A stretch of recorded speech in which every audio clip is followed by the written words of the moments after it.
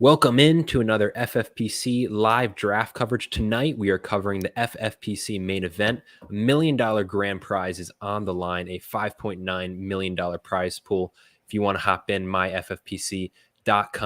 Terp, before we get started looking at this draft, we've gone over the first round and all these. I don't think there's going to be many surprises. I want to talk about two big notes that kind of came out today. First off, I want to start off. I got a text today. My friend CJ texted me, and he very concerned. He goes, "I regret my Travis Etienne pick. He picked him early in the third, and I said, hey, tune in at 10.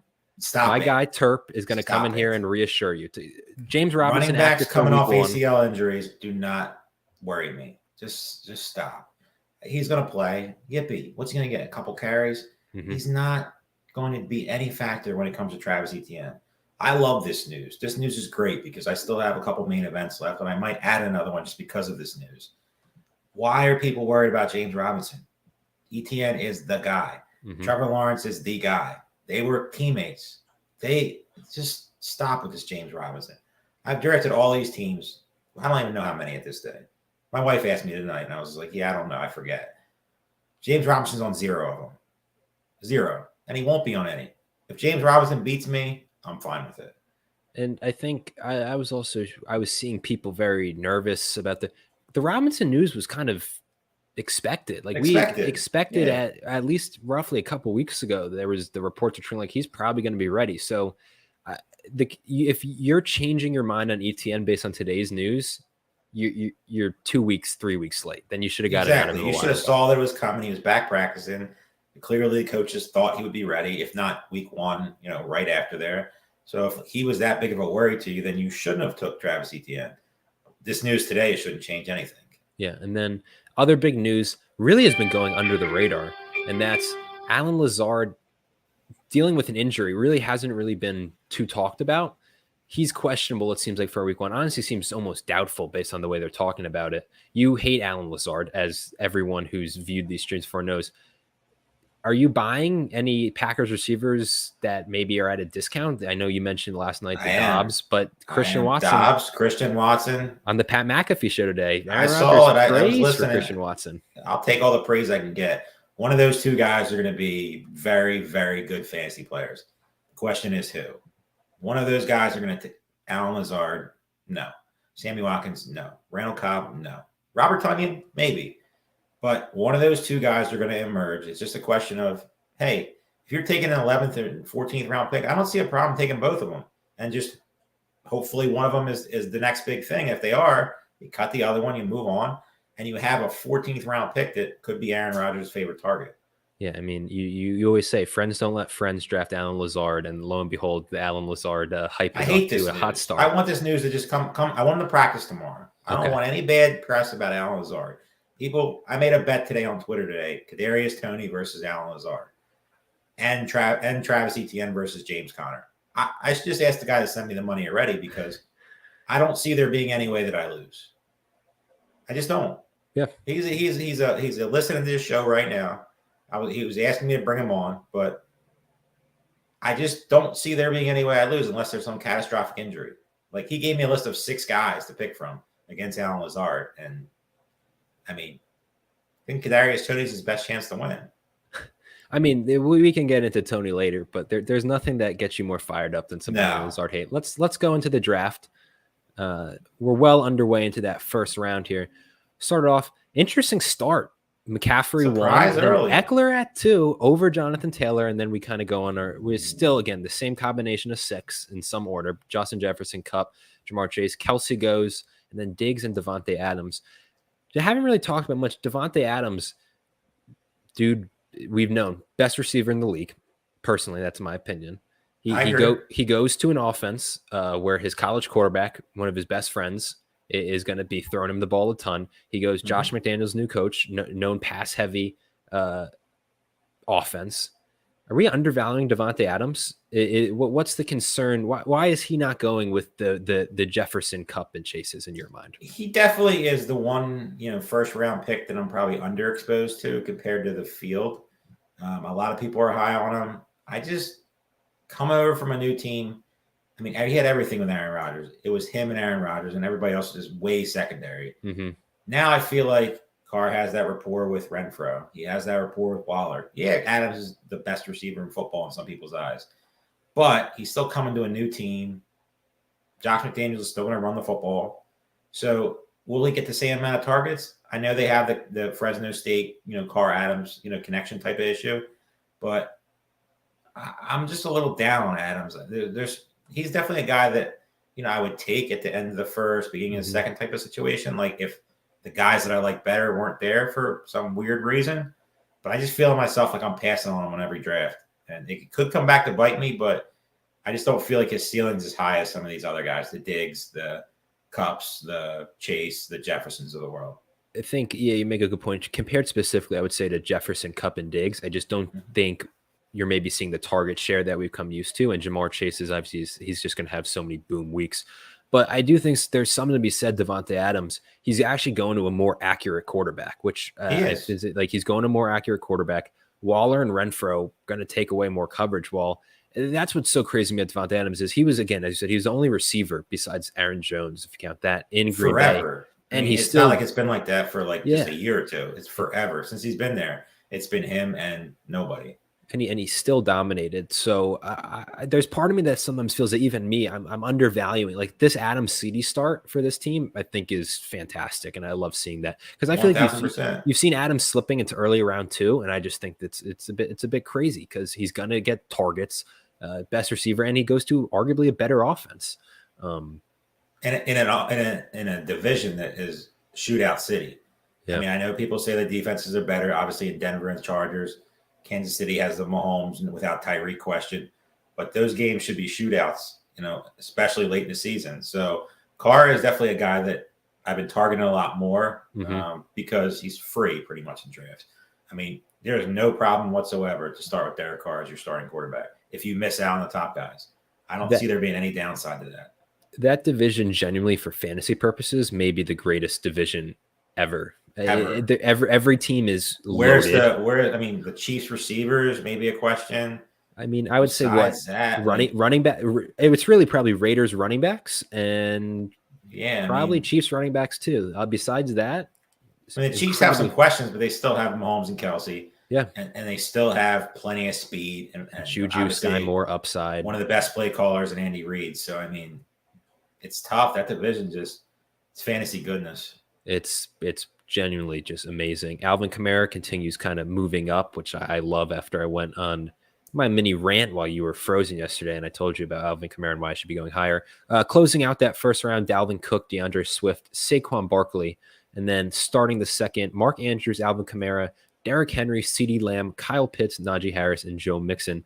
A little bit low for Najee. Injury concerns, or is it just kind of his maybe lack of efficiency that's scaring off draft? He seems to be getting a lot of hate recently. I mean, I think it's justified, obviously coming off the injury. So anytime an injury pops up with one of these first round, talents, running backs, receivers, they're going to drop. It's just, you're not going to see him. Najee Harris, and probably about a month ago, was going in the top 5 in some drafts. Definitely top 8. He wasn't falling into the second round. He's pretty much set in the second round now. I mean, if he goes in the first round, it's the very, very end.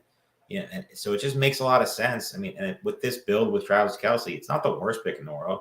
It's not one I would make personally, but I don't hate on it. I mean, if you're a Najee Harris fan, go for it. I mean, but the question is he going to – that offense to me is just – I don't know. O-line didn't really get better.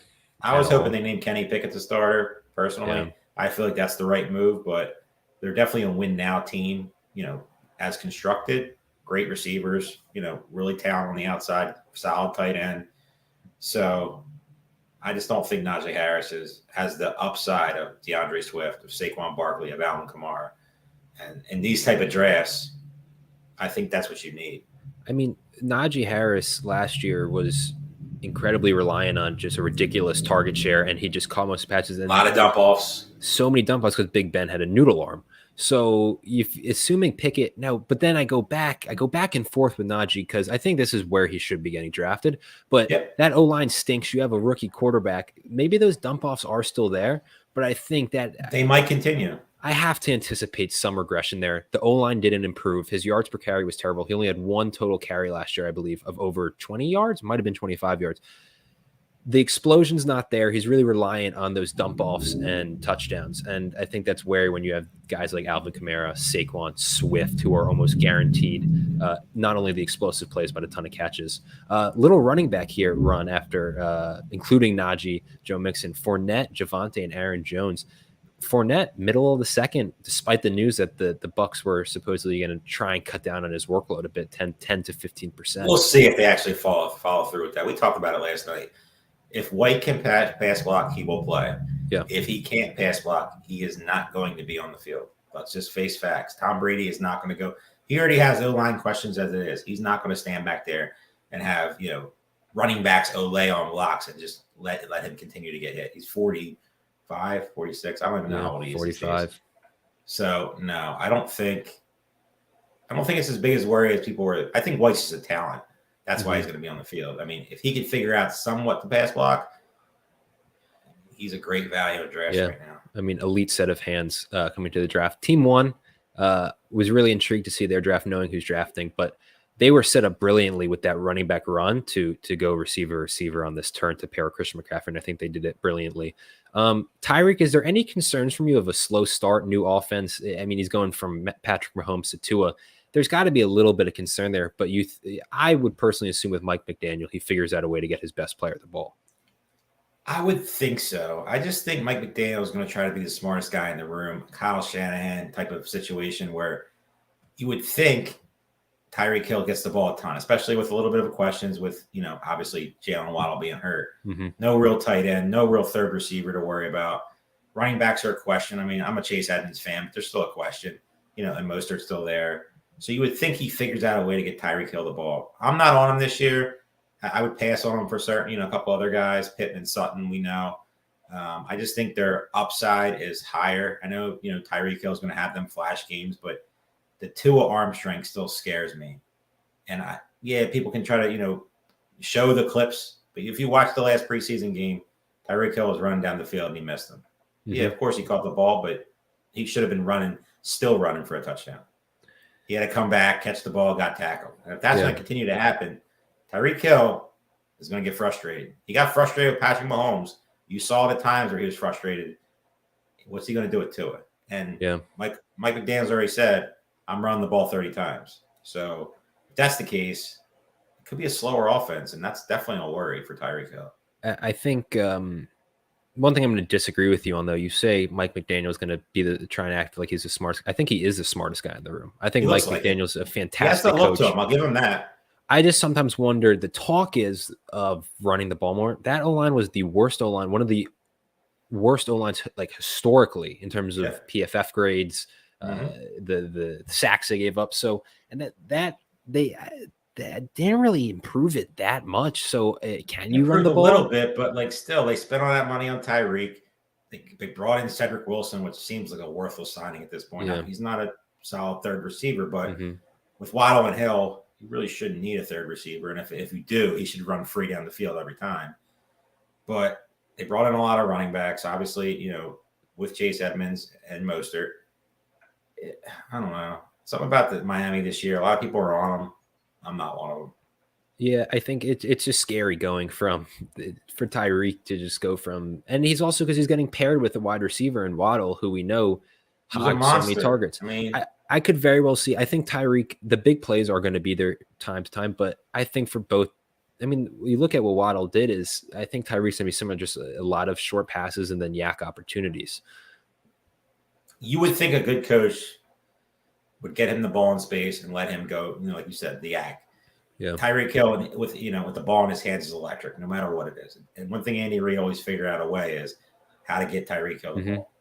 So you would think they would continue that, and hopefully they do, but I have my doubts. My question is we talked about it on the last night's show. Deebo Samuel essentially was a running back. Would not shock me if Tyreek Hill, he's very small, which I pumped the brakes a bit on it, but I bet he gets a good amount of carries this year, and he's a threat out of the backfield. I don't know about that one. It's just, I mean, look at the coach. Look at his head coach.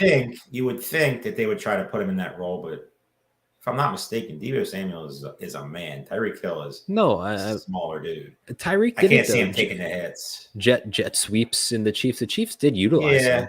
not to the extent of Deebo though. Yeah, but I'm again, he's not going to be Deebo in the role. Would not shock me though. A couple of carries a game, just again because Yeah, it's definitely possible. I mean, I think it's the craziest thing. Getting the ball in your best player's hand. That's one way to do it quickly and easily. Continuing on this third round, Keenan Allen, wide receiver 10, over guys like Pittman, Sutton. Any of those guys going after him? No way. To be frank, it's tough because Keenan Allen's been a really reliable fantasy No player. disrespect to Keenan Allen, he's a good player. I think it's a bad pick. I think early round 3 over the guys who have been taken. Bad pick. You got Pittman, you got Sutton, you got Evans, you got Higgins, you got Williams, his teammate, DJ Moore, Allen Robinson. I would take every single one of them over Keenan Allen. Yeah, I mean, it's tough to fathom with the guys who they passed up on. So, and we talked about, both of us were a little.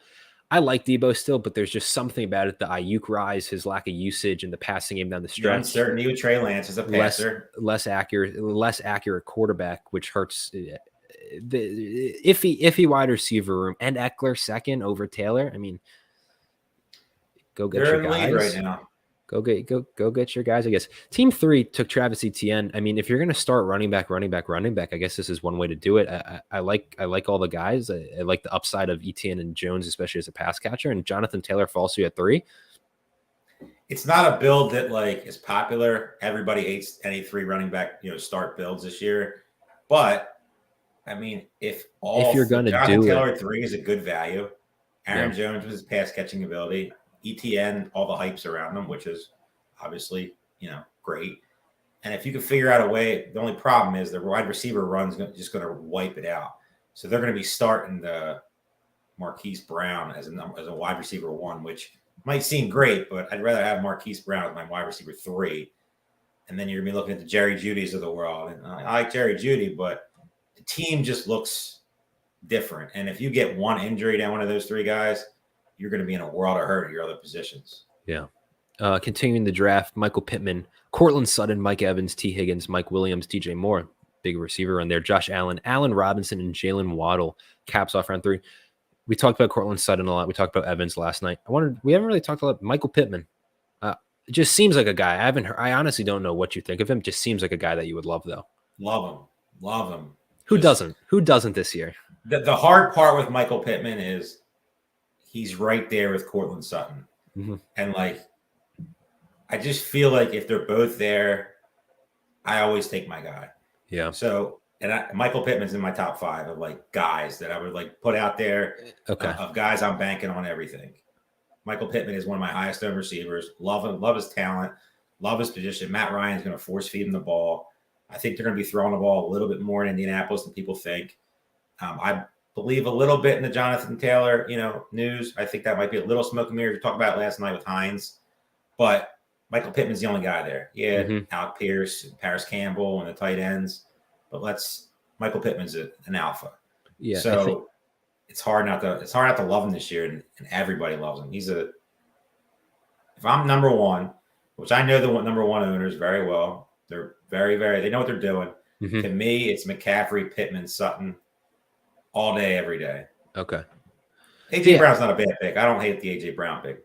I like the AJ Brown pick. I would take AJ Brown over Sutton and Evans. That's Sutton fair. I'm not going to fight that, but I just feel like Pittman and Sutton have higher upside than Tyreek Hill, and most people would think I'm crazy by that statement. I think if you look at, Pittman Carson Wentz, just horrendous accuracy. Matt Ryan, I think by no means anymore is a top-tier quarterback, but he's still a top half. He's an upgrade. He's what that team needs. Yeah, Pittman, I believe last year had roughly 1,080 yards, something like that, and six touchdowns. Got touchdown. Dude as big and agile as he is, touchdowns got to be going up. And he has a more accurate quarterback. I think he was up there for one of the had one of the worst catchable ball rate behind DJ Moore. It was a rough season for him. So and it wasn't his fault. No, it was not his fault. So it's also just the classic you buy into narratives. There's a third-year receiver every year who just takes the massive leap. Calvin Ridley a couple of years ago, Deontay last year. Michael Pittman's just set up to be that guy. You would think so. Everything makes sense for it to happen. It's just, Matt Ryan, you saw what he did with Julio Jones. Obviously, Calvin Ridley, he made them into stars. Yeah, I think Michael Pittman's the next line for that. We haven't talked about him a lot, but he's definitely a star in the making. Yeah, and I don't want to regurgitate what people have really been essentially seeing on Twitter because everyone's on Pittman, but I think it is essential to point out there's reasons behind it. It's the opportunities there, better quarterback, and he's just a talent. The only thing is, I look back on those Julio Matt Ryan teams. I'm like, how did Julio not have double-digit touchdown catches every year? He just, for whatever reason, was like allergic to the end zone. It made no sense. I mean, I'm sure just one of your favorite sports moments is just them against the Eagles and just not being able to just literally one-on-one with Jalen Mills, and you just couldn't figure out a way just to design something a little better. Like even if you Green forced Goblin the ball, like literally the throw was just, it was great, but yeah. Jalen Waddle ended the round 3. Definitely a little bit on the earlier side, not too crazy, but injury concerns. I mean, we talked about the offense, but we don't need to get into reshare our concerns maybe on the offense, but does injury concern you at all? Again, we're not doctors, but based on what you've read, any concerns? Definitely worries me a little bit, but I mean, to me, he's still a 4th round pick. I don't think the end of the 3rd is that big of a reach. I mean, I'm not going to, I feel like there's a drop off after DJ Moore. Maybe Allen Robinson. There's a drop off. I'm higher on Allen Robinson, and I know you are too. Yep. After that, I feel like there's a little bit of a drop off. I don't know if there's really a big difference between Waddle, Davis, Cooks, St. Brown, Brown, Judy, obviously Deontay Johnson, guys like that. I mean, you could rank them however you want, but I don't think there's like a massive tier jump after that. So I don't think Waddle. I think he's the top half of that tier. So where you get him is just Again, he's not coming back to you, so go get your guy. Round 4, Gabe Davis, Brandon Cooks, Darren Waller, Deontay Johnson, Amon-Ra St. Brown, George Kittle, Nick Chubb and James Conner, Marquise Brown, Jerry Jeudy, and Justin Herbert. Respect so far to this draft room. Nick Chubb and James Conner, strict do not drafts for both of us. We've shared that. I'm glad I'm not in this main event. I'm just very, very glad I'm not. But 4th round, probably going where we're like, you know what?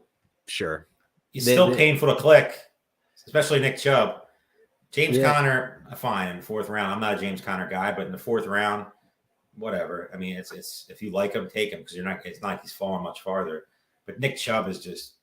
I just can't click that button. I don't think I could take him anywhere in the top 5-6 rounds, even if he fell.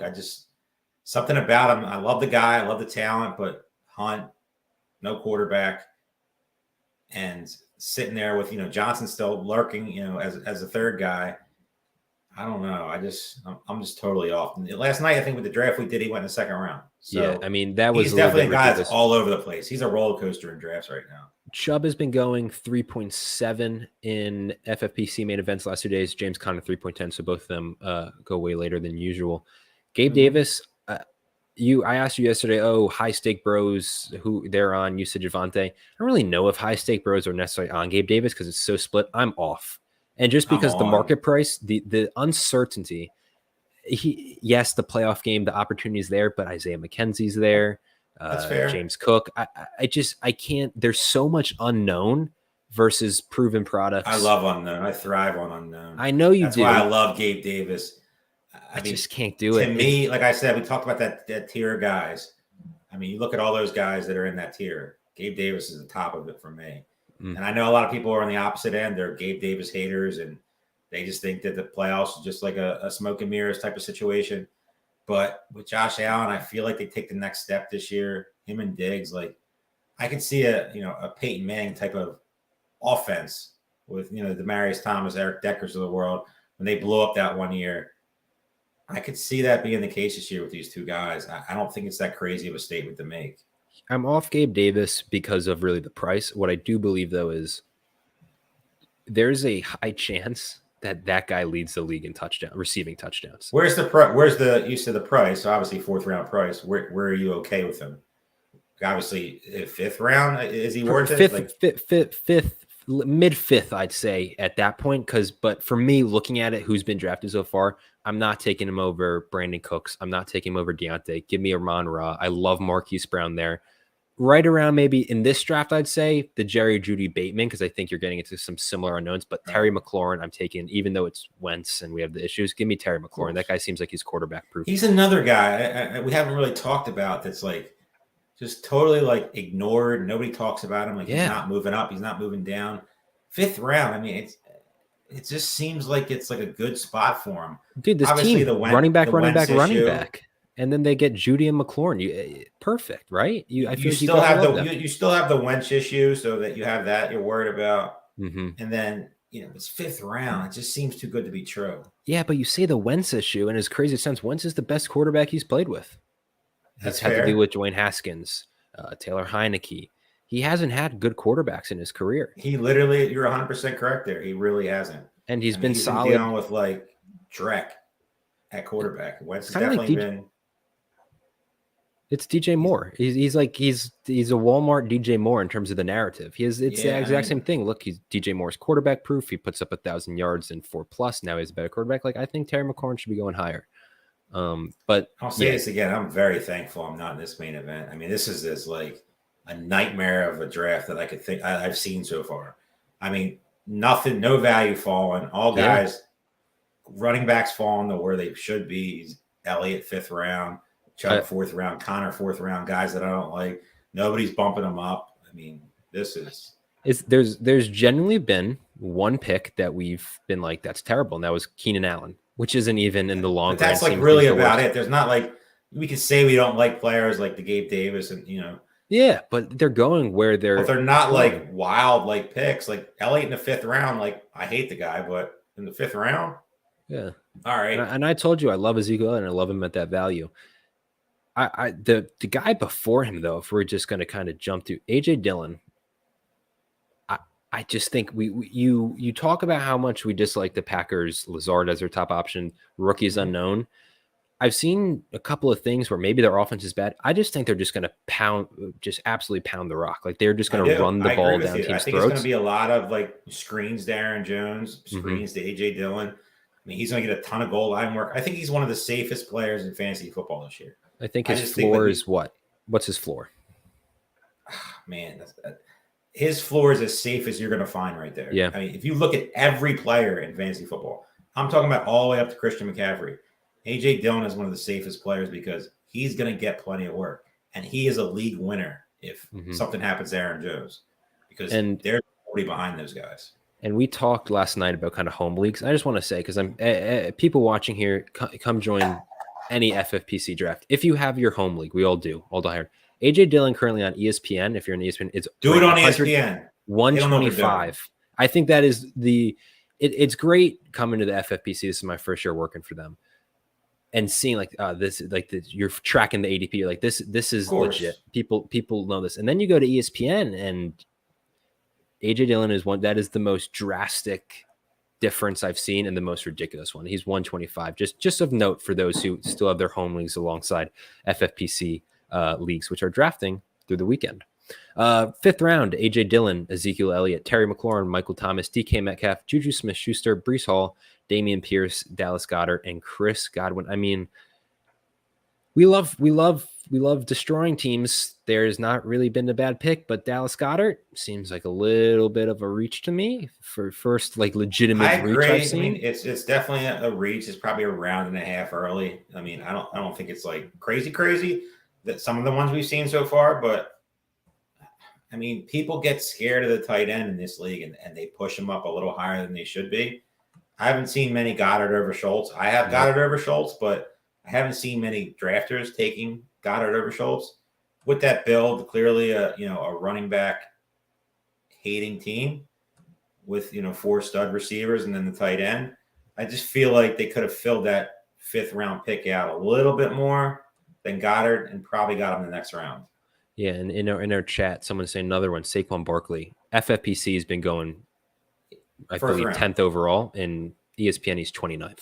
He's 29th, and like people that don't draft a lot, they're just going to draft right off the ADP. Yeah. So, I mean, if you got home leagues to set up, get them on ESPN quick. And this is why we always say this is why you come to the FFPC, because you're drafting with the best players in fantasy. You're actually having a challenge. You're not taking advantage of people on ESPN who have no idea what they're doing and that bad ADP. Come to the FFPC. Take your chance, $1 million. Another person in the chat, Mason, was saying that McLaurin with Wentz probably at minimum is Pittman's stats last year, and that's probably mid-third to early fourth. So that's fair. I mean, fifth round is a bit nuts. And as you've said, he really hasn't moved. This isn't.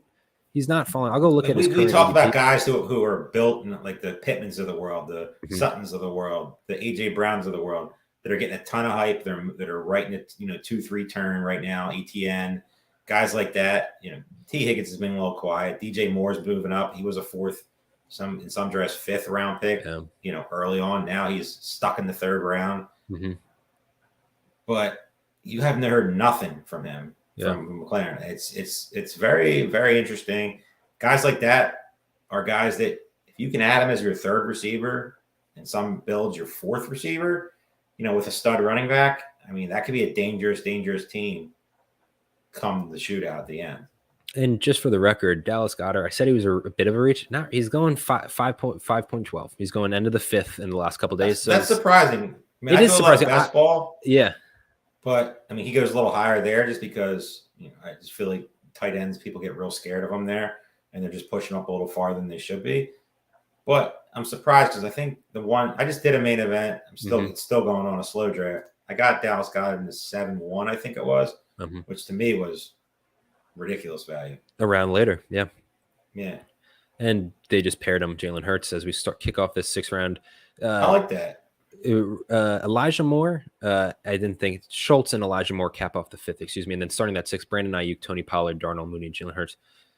Team 12 is exceptional, just nailing it right that 5-6 turn. They got my guy of the year, Elijah Moore, and they got one of the hot take. You said Ayuk is going to score Debo, and the 3-4 turn. We might not be crazy about Waddle and Davis, but you're crazy about Davis. They both, I'm crazy about Davis, but I'm not. They're both solid. I mean, that's a solid draft. I mean, with Mark Andrews, I'm not a Mark Andrews guy, but with that build, with Saquon anchoring it, I mean, that's a very, very good team. I mean, I haven't looked at all the teams yet, but it's definitely one of the best so far. I mean, a lot of these teams are having, I'm no exaggeration, because if you go back to our past streams, we tell it as phenomenal drafts all around. Like there hasn't really been one. It's a really standard main event, and in all seriousness, you hate. I mean, it's a lot of it's a luck of the draw and like who you get and like the drafters you're in, but it's just as standard as you can find right now. There's not really any of course, there's a couple guys that can go a couple picks later, earlier, whatever, but there's nothing that's like outside the crazy that you see in some of these drafts. Main events are not. J.K. Dobbins here in the 6th. Does J.K. Dobbins have one of the funniest Twitter presences right now, where he's just hating on anyone? If you're there. I mean, he's got to put a cork in it. I'm surprised Harbaugh hasn't just told him to be quiet, because he just making everything like everybody that when he tweets and he's I'm ready, and then you go out there and you see the limp. He was sitting there in the 8th round of my main event draft yesterday, and I was texting people like, did I miss something? Like, did he tear his ACL? Why is he sitting here?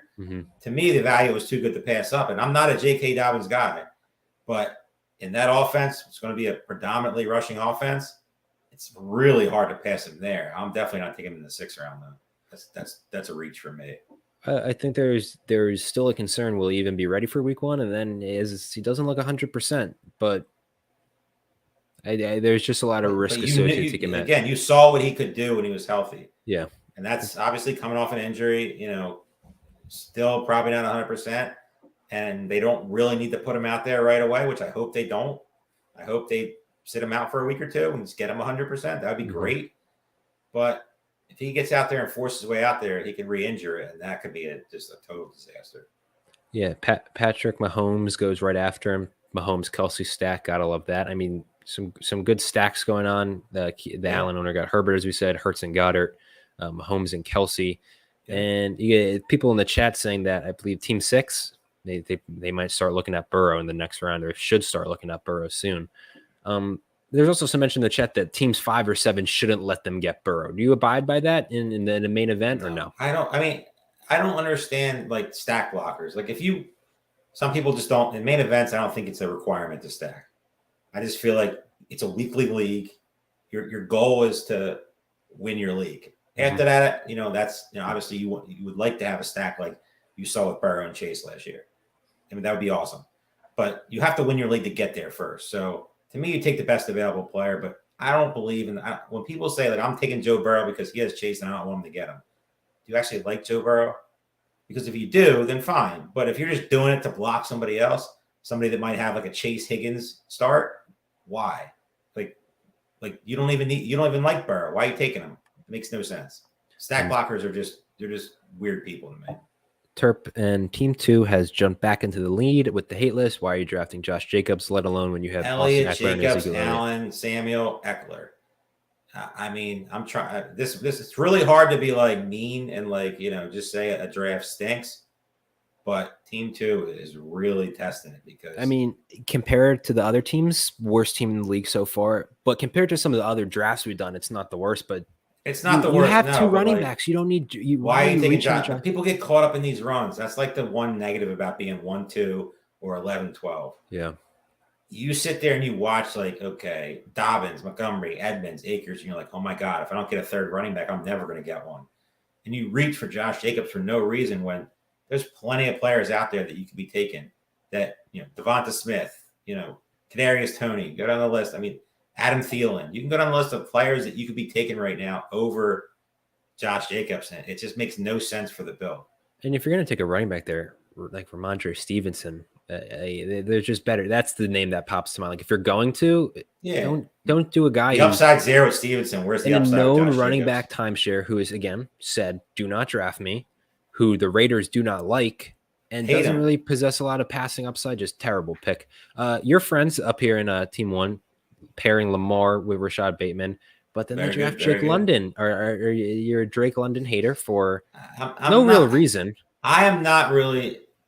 Drake London hate early was I just didn't like him as a prospect coming out. Yeah, it wasn't a big fan. Oh, and they go Elijah Mitchell. What are we doing here? They're just making this worse. I mean, well, they're giving us an easy one. If you need running backs, this team is not your friend. I mean, they're taking all the bad ones, but we'll get back to Drake London. But is there something like there? I know people who will draft a bunch of one position with the intention to trade. I'm assuming that's stupid, right? It's just it's a stupid drafting strategy, especially in like obviously in FFPC.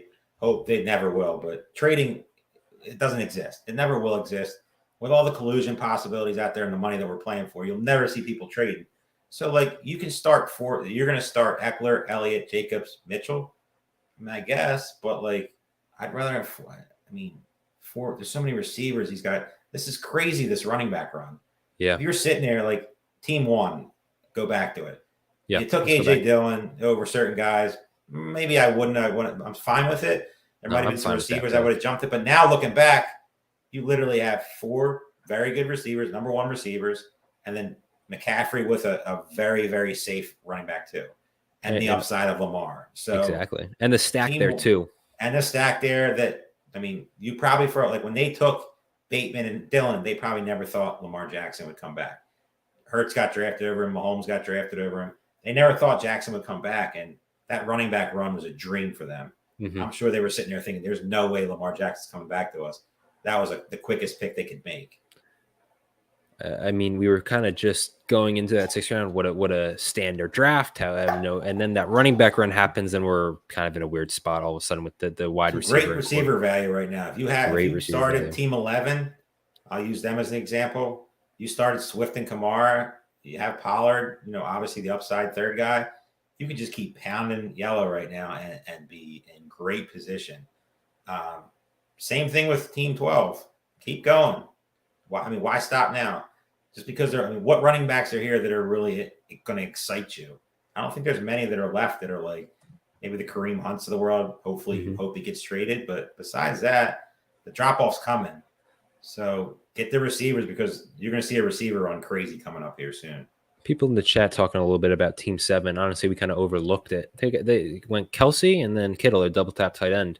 What are your thoughts on that? Looking back at Team 7. I don't mind it. I usually would never do that. I try to stick to the one tight end build, especially if it's an elite one.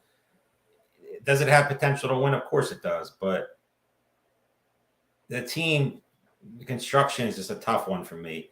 Najee Harris has questions. Breece Hall has questions. T. Higgins, stud. I mean, nothing negative to say about him. Renfro's your number 2. I feel like you could find an upside guy a little bit higher than that. The Mahomes-Kelsey stack is obviously great, but I don't know. The build's just not my favorite. nothing wrong with like the team and the players on the team. I'm just not a fan of it overall. It wouldn't compete with 1-12 for me so far. And if we just also, I don't think it would be near the top of our minds when thinking about the best team here. But if you go get a Marquise Brown, a Terry McLaurin, one of those names instead of Kittle, because Kittle looks totally different. Much better. And I think with Kittle, tight end premium is important. Again, a lot of mouths to feed in San Francisco. A lot of questions with Trey Lance. I mean, he still has to develop as a passer. If he does, every 49ers player is going to win leagues. Yeah. But if he's just, okay or like, a little bit better than okay, you're still going to get his rushing upside. But Kittle, Samuel, even Ayuk will suffer. I think Kittle also just has shown really an inability to be healthy. And he just plays. And he loves blocking. They love having him block. He's good at it. He's the if Kittle was healthy for like he just was never hurt, he'd be the best over like football wise. Maybe not fantasy. He's the best. Put Kittle on. Switch Kittle with Travis Kelce. He's the number one tight end by a large margin. And he blocks. He's the best blocking tight end, and he provides the receive. But we're not talking about actual football. We're talking about fantasy and the injury concerns, the mouths to feed, and Trey Lance's kind of accurate concerns. Like Garoppolo's a better quarterback fantasy wise for a guy like Kittle. Oh yeah, definitely is. Receiver run going. Alan Lazard goes 7th round. What we talked about a little bit earlier, especially with this injury concerns. And we talked about it earlier. I didn't even really hear about any injury until a couple of days ago. Today, really, it popped off, but that's got to be concerning. It's always a worry. I mean, and any week one or injury scares people away a little bit. I expected Lazard to fall a little bit more. Yeah, he's a guy has a weird range in draft so far. I've seen him go 5th round. I've seen him go 8th round. He's definitely all over. It's definitely the love-hate guy. It seems like in this middle rounds that people either are all aboard the Alan Lazard train, which will crash soon, or they just don't like him at all. And if the value comes up, might take a shot on him, like an 8th round Alan Lazard. He falls about a round. He's been going at the 6-12 mark in the past couple of days. Real quick, want to circle back to our Drake London conversation. You were not a fan of him as a prospect. You seem like he's warmed up a bit to you. Is it just the situation that it's just him and Pitts? Like someone's got to catch a ball plus the preseason highlights? That's 100% accurate. I mean, I wasn't a fan of him coming out. I just didn't like what I saw in college. Like USC receivers have a tough time in the pros. It seems like Nelson Aguilar, I know, being an Eagles fan, took him a while to figure it out. I'm just saying year one. Juju. Juju. I could see him struggling a little bit. He's different though. He's a different type of receiver than they had. I mean, they have nobody. Pittman. I mean, no. This is, you can't say USC because Pittman too. Like, no. I mean, I'm just talking about the Falcons in general. Oh, okay. Yeah, I mean USC. They have some. Juju came there. Obviously, Pittman came there, so they have some talent that came from there. Keyshawn Johnson was one of the best receivers, obviously, almost ever. But I mean, I just can't get Nelson Aguilar stuck out of my head because he was supposed to be that guy and literally was a average player. He was good in the unlike Super Bowl. Aguilar. Yeah, he definitely was not what I expected at him. I was a very big fan when they drafted him and definitely was let down by him. Hey, he was great for the 1 year you guys won the Super Bowl. That's all you can ask for. And he'll always be a hero for that. I think the Falcons have. Do you want Falcons? You let's say you have London shares, you have Pitt shares. Do you want Ritter or Mariota starting? I'm assuming Ritter, right? Or no? Neither's great. If it's Pitts, I think it's Mariota. If it's London, I think it's Ritter. Okay. I just think that, I mean, you've seen Delaney Walker with Marcus Mariota. Delaney Walker was a very below average tight end that he made into a top 5 tight end. I know there was a different time and a different team and all that stuff, but everybody knows Kyle Pitts is my tight end number 1. So he's another guy that's seen him go 7th overall in a main event the other day. I don't hate it, but Drake London just has so much opportunity there and literally nobody else there. Who is the second receiver in Atlanta right now? Yeah, Ryan Edwards, Zacchaeus. God knows. What's crazy is Atlanta, for as bad as an offense as they're probably going to have, they arguably have the 2 of the freakiest players in the league in terms of just athleticism in London. And Drake London came back in practice today. That was a big thing, big news bit. that we didn't talk about. I mean, that is very, very big news because there was a lot of rumblings that it could be something really serious, that he was going to miss some time. Yeah. But him coming back to practice is a good sign that he's going to be ready for the opener. And he's definitely somebody I'm lower on than to the field, and it's definitely a little bit of a worry. But we'll see. Yeah, he's been going 7-8, so it was a little bit earlier than he's been going. I was about to say London. I was just thinking while you were talking about kind of London's injury and the concern. This is the first preseason in a while. I feel like we didn't really lose any big names. Like I can't really like London. Knock on wood, we still got a week left in some cases. Hopefully, we don't lose anybody. Knock on wood. Of You're course. Right. Like I mean, last in year preseason games, ETN, Irv Smith, getting hurt. All those guys that were big, impact guys last year that were supposed to be and got hurt. You've seen so many freak injuries in preseason, and it's good to see that nothing outside of Tim Patrick really. It's really only been the one major one, I guess. And he's not major, but still, he was a popular fantasy player for a while. It's just obviously there's guys who are banged up, but London's the biggest name, and that's a positive sign. Also, Isaiah McKenzie was back at practice. A lot of really good, besides Lazard, at least from what I saw today, a lot of good signs for a lot of the players who had some questions. Finishing off that 7th round, I'll just rerun again. Drake London, Elijah Mitchell, Kyler Murray, Ramondre Stevenson, Adam Thielen, Christian Kirk, Hunter Renfrow, Amari Cooper, Devontae Smith, which gives them that stack with Goddard, Hurts, and Devontae, Alan Lazard, Cordero Patterson, and Kadarius Toney. Team 12, man. Team 12. They are making me feel some kind of way. Elijah Team Moore, Team 9's chasing up too. Team 9's chasing too. They got a very. I'm not a big triple stack guy in a redraft league. I would do that in the best ball more than redraft, but still, Gibson is definitely. I mean, we talked about this last night. I think Gibson, if he could just get in the coach's good graces, stop fumbling, dude. Stop fumbling. A massive if. This could be a good spot for him, and a team like this. I mean, he's their only running back right now, and if he turns into a player with those receivers, with the tight end, obviously the elite quarterback. Team 9 is, to me, it's 1, 9, and 12 right now. 12 is considerably ahead, especially with the Trey Lance pick. I mean, they could find some running back twos. This team is very, very, very well put together. Yeah, the Gibson up and down over the past couple of weeks has been crazy. He was in the 11th, 12th round. Dropped off a cliff. People were literally like taking like third string running backs over him. It was insane, the drop of it. And I couldn't click his name for a while, but in the last couple of days, I've definitely clicked his name because JD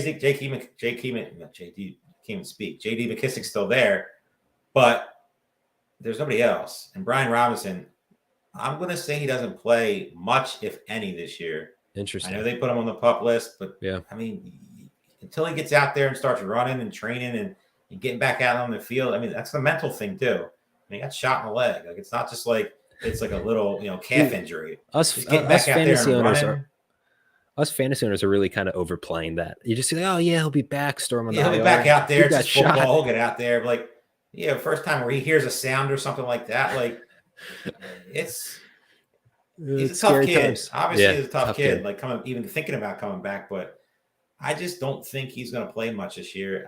And if he does, it's not going to be effective.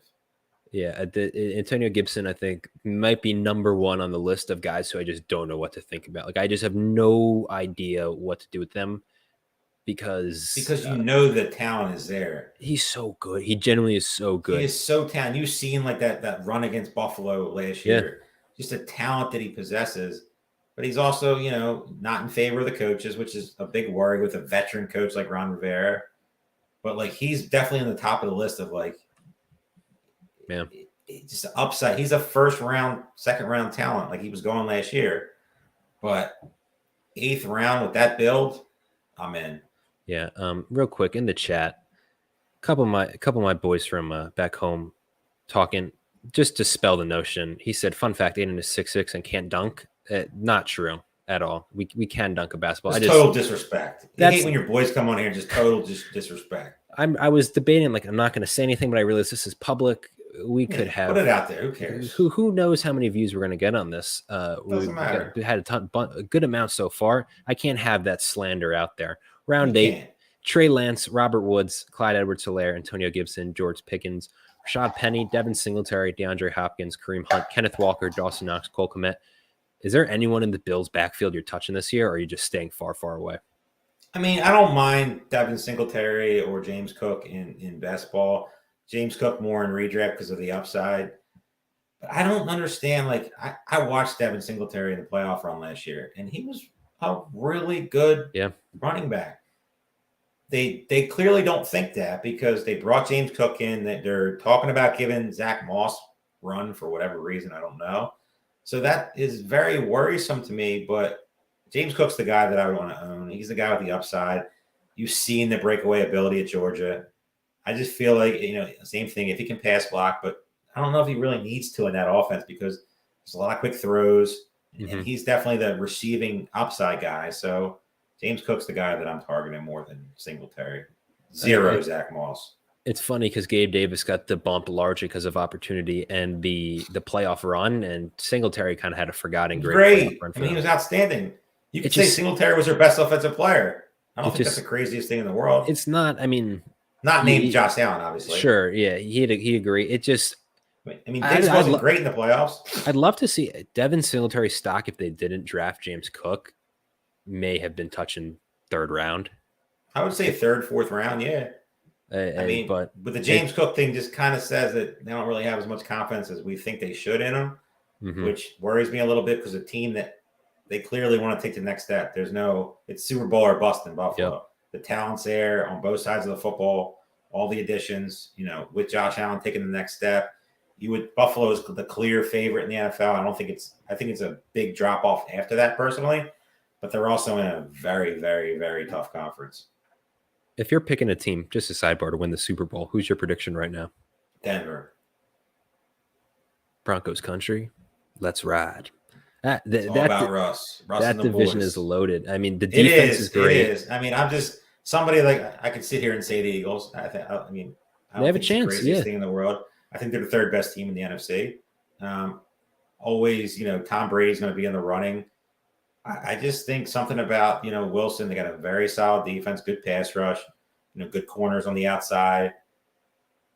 I mean, I have a couple bets out there: Broncos versus Chiefs, overall wins. Yeah. I think it's pretty safe. A lot of people are going to say the Chargers, not me. I think the Bengals are good, but it's hard to just get back there. And they put so much into that run that the offensive line's better, but is the defense really as good as people made it out to be last year? I don't think so. So, I mean, the Broncos would be my under a wacky team. Dan, that division is loaded. My worry, not with them winning, because I think they have just as good a shot as honestly any team in their division. I just think that division cannibalizes itself. Like they play. I don't disagree. That's going to be a brutal slate. But Broncos get the fourth place schedule, which is a big plus. So yeah, big plus for them. I've been seeing. See, I get clouded though with the Broncos because I have a good friend who's I think I mentioned a diehard Raiders fan, so I just hear nonstop Broncos slander. But the reports, he says Russ has sucked in training camp. I have not. I've seen good things. The receiving court, Tim Patrick injury they just paid the man $250 million. Yeah. If I'm not saying your boy is lying, but he's in denial. $250 million like that, they ain't paying a guy that if he's a bum in training camp. He's in NFL denial. Teams are stupid. They're not that stupid. They seem like they have all the pieces, like the top to bottom roster wise. O-line a little bit suspect. Need Garrett Bowles to bounce back, but as good as a roster on paper as a lot of teams. I like that 1,000% because I love the people who have picks like that because it's legit. It's not the trendy pick. Like when does a trendy pick ever win? That's why I feel bad for Bills fan. I can't get behind them. I mean, if you're going to tell me gun to my head, who am I picking? I'm picking the Bills. But okay. But I like I just feel like the division, in my opinion, is terrible. I think they walk in that division. Patriots, they're tough, but they're still the Patriots. But that team's in disarray. We talked about the offensive side of the ball. The Jets, who knows? And I'm not on Miami, so I could easily see them sweeping that division and just having to buy. You got to come to Buffalo. It's a lot different than going to like the Chargers or Denver or different, obviously Kansas City or Cincinnati, Baltimore, whatever, Indianapolis in a dome. going to Buffalo is going to be brutal because more than likely they should be the 1 seed. They should be the one. Injuries, obviously that something like that could turn everything upside down, but they should be the clear-cut 1 seed. Because I can't see the Colts passing them. I can't see anybody in the AFC West getting there. I just feel like they're going to beat each other up. Cincy and Baltimore, I think, beat each other up. I think Indy, I can see. Indy has like kind of a perfect storm because the division is Texans terrible, Titans terrible. Yeah. Jaguars, a little bit better, but still terrible.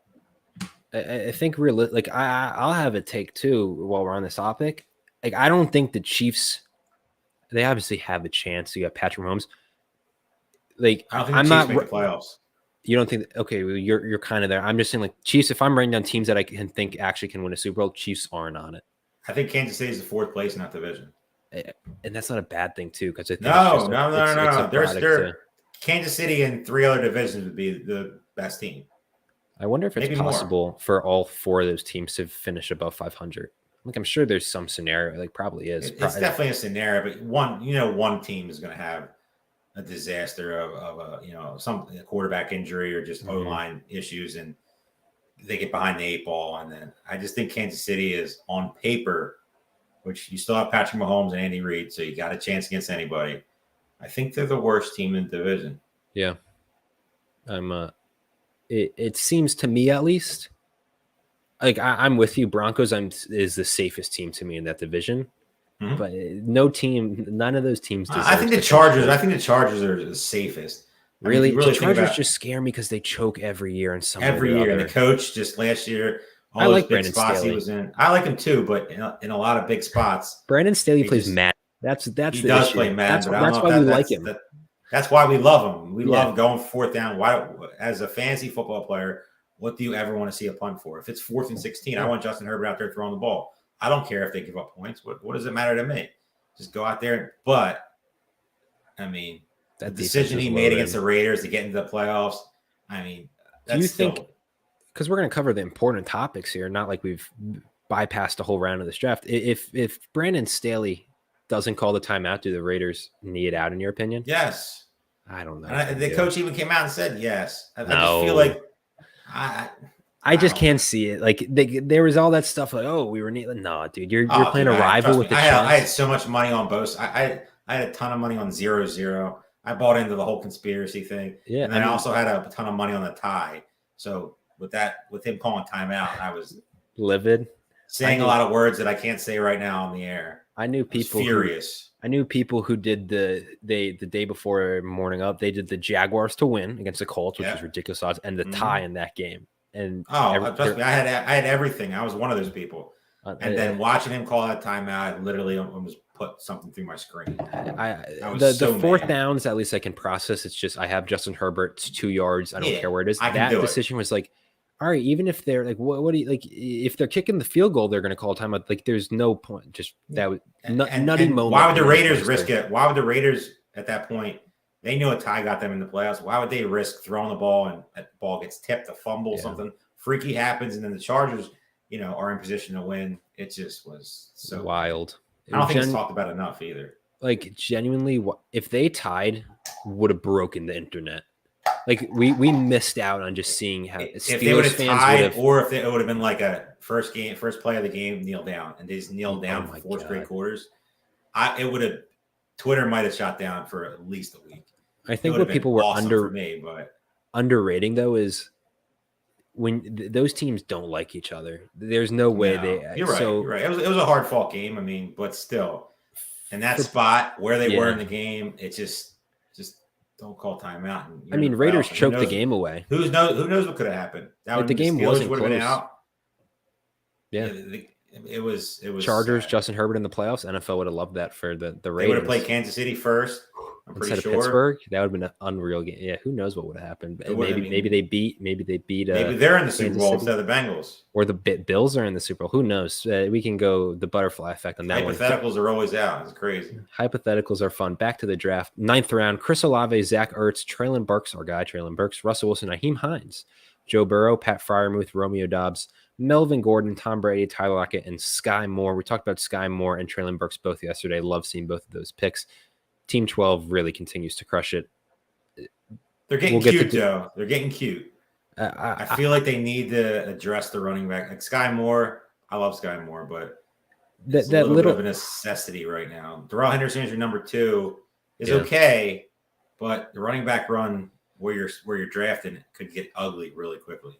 Melvin Gordon is one, because Melvin Gordon isn't sexy. No one wants to draft Melvin Gordon. Here in the 9th round, you're hearing about the 55-45 splits. We just hyped up the Broncos and their overall roster. Again, not a sexy pick, but maybe more value than people give him credit. No, not in this build. I feel like with this build, like I don't take away even the think build. He's safe. I don't even think he's just in general. I don't. Yeah. I think I might have like 1%, 2% Melvin Gordon. I just am fading that backfield. I just feel like it's going to be Russ throwing the ball around the field. Yeah, somebody's going to get theirs every once in a while, but deciding who's going to get it. Devontae is obviously better, more explosive, all that stuff. But the coaching staff, the new coaching staff, they clearly like Melvin Gordon. They brought him back. I don't know. I'm just worried about both of them. So in a league where you have to start somebody, and as of right now, you're probably going to be starting Melvin Gordon. I don't know. That's tough, man. I feel like you're going to be getting a lot of 3, 4, 5, 6, 7 point weeks. I can't wait, though, for fantasy Twitter to explode when Javonte takes a big running back share. 80-yard first play to the house, and literally Twitter just explodes. Or other way around is where am I? Javonte gets all the carries, but there's Melvin Gordon getting every touchdown. On the goal line, scores a 5-yard touchdown. And you just want to jump off a cliff. Yeah. Seeing some people in the chat asking where Balky is. I'm doing my best Balky impression. Grew out the beard, the hat. I don't know what he ever did. Why he got rid of that beard, man. Dude, that was shocking. When we came on, what was it? Was it the main event? I think it was the last main event you guys did. Yeah. And coming in, and I'm like, oh my God. But like, why? That beard was on point. It was luscious. I did my best. Balky is commissioning a bunch of leagues up there. We're in prime main event season. It's a draftathon right now. He's probably got 4 or 5 leagues up just trying to stay awake at this point. Could not imagine. 10th round, excuse me. Darrell Henderson, Michael Carter, James Cook, Damon Harris, Miles Sanders. Big running back run there. So when you're saying we love Sky Moore, Team 12, we love what they were doing, you would have taken 2 running backs on that turn? I would have went James Cook, Darrell Henderson, personally. And then finishing up this 10th round, we got Rondale Moore, Garrett Wilson, Jahan Dotson, Alberto, Michael Gallup, Jalen Tolbert, Rashad White. I want to talk about Michael Gallup a little because he hasn't been getting a lot of buzz because might miss the first couple weeks of the season. But 10th round here, you're getting a guy who come mid-season, maybe he regains the form. He's the number 2 on that Cowboys team for all the love that Schultz's Tolbert had some early love. Michael Gallup's been great when he's played. Is it worth him at his value right now? Waiting a couple of weeks, and then by midseason you might have yourself. I think it is. I mean, they clearly believe in him, believe in his talent. They got rid of Amari Cooper. They really didn't address it in the draft. Jalen Holbert, but he was never a big time prospect coming out. Mm-hmm. So you have Gallup there on that team with the 3 running back start. No clue what they were doing with Akers and Kenneth Walker. I mean, why with the 3 running back start do you need 2 more and 2 more with tons of questions? But just Michael Gallup in general, I mean, it's a good build for, good, setup for that build. He'll come back hopefully week 3, week 4, maybe week 5, somewhere around there. And he's going to get the target share because it's like we talked about, it's Lamb, Schultz, and then Gallup. There's nobody really else. Tolbert's a question, and then nobody's really emerged. Obviously somebody could emerge, but I like the Gallup pick. And he's definitely a guy that I'm targeting in main events and best ball. The late, couple ones that I have coming up here. He's something I'm adding more than, I did probably early on because he was going a little higher. So he's definitely a good pick. Yeah, I think the Jalen Tolbert, the buzz early, I'm completely fading that. Dead silent. In the 10th. The worst part about all the buzz, you look at all these guys who have got a ton of buzz in the middle rounds. Their star has literally faded so fast. Pacheco, you ain't heard a word about that guy in 2-3 weeks. He was going to the 7th round in main events. That's just crazy. That guy, whoever took him in the 7th round, got to be sitting there going, just let me go outside and burn $2,000. I like Pacheco. I like him at a value. He's worth a shot, but 7th round. I mean, Romeo Doubs was just moving up draft boards, and he's kind of stuck right now in the 11th, 12th round. Mm-hmm. But still, there was times when he was getting up in the 8th, 9th, quiet.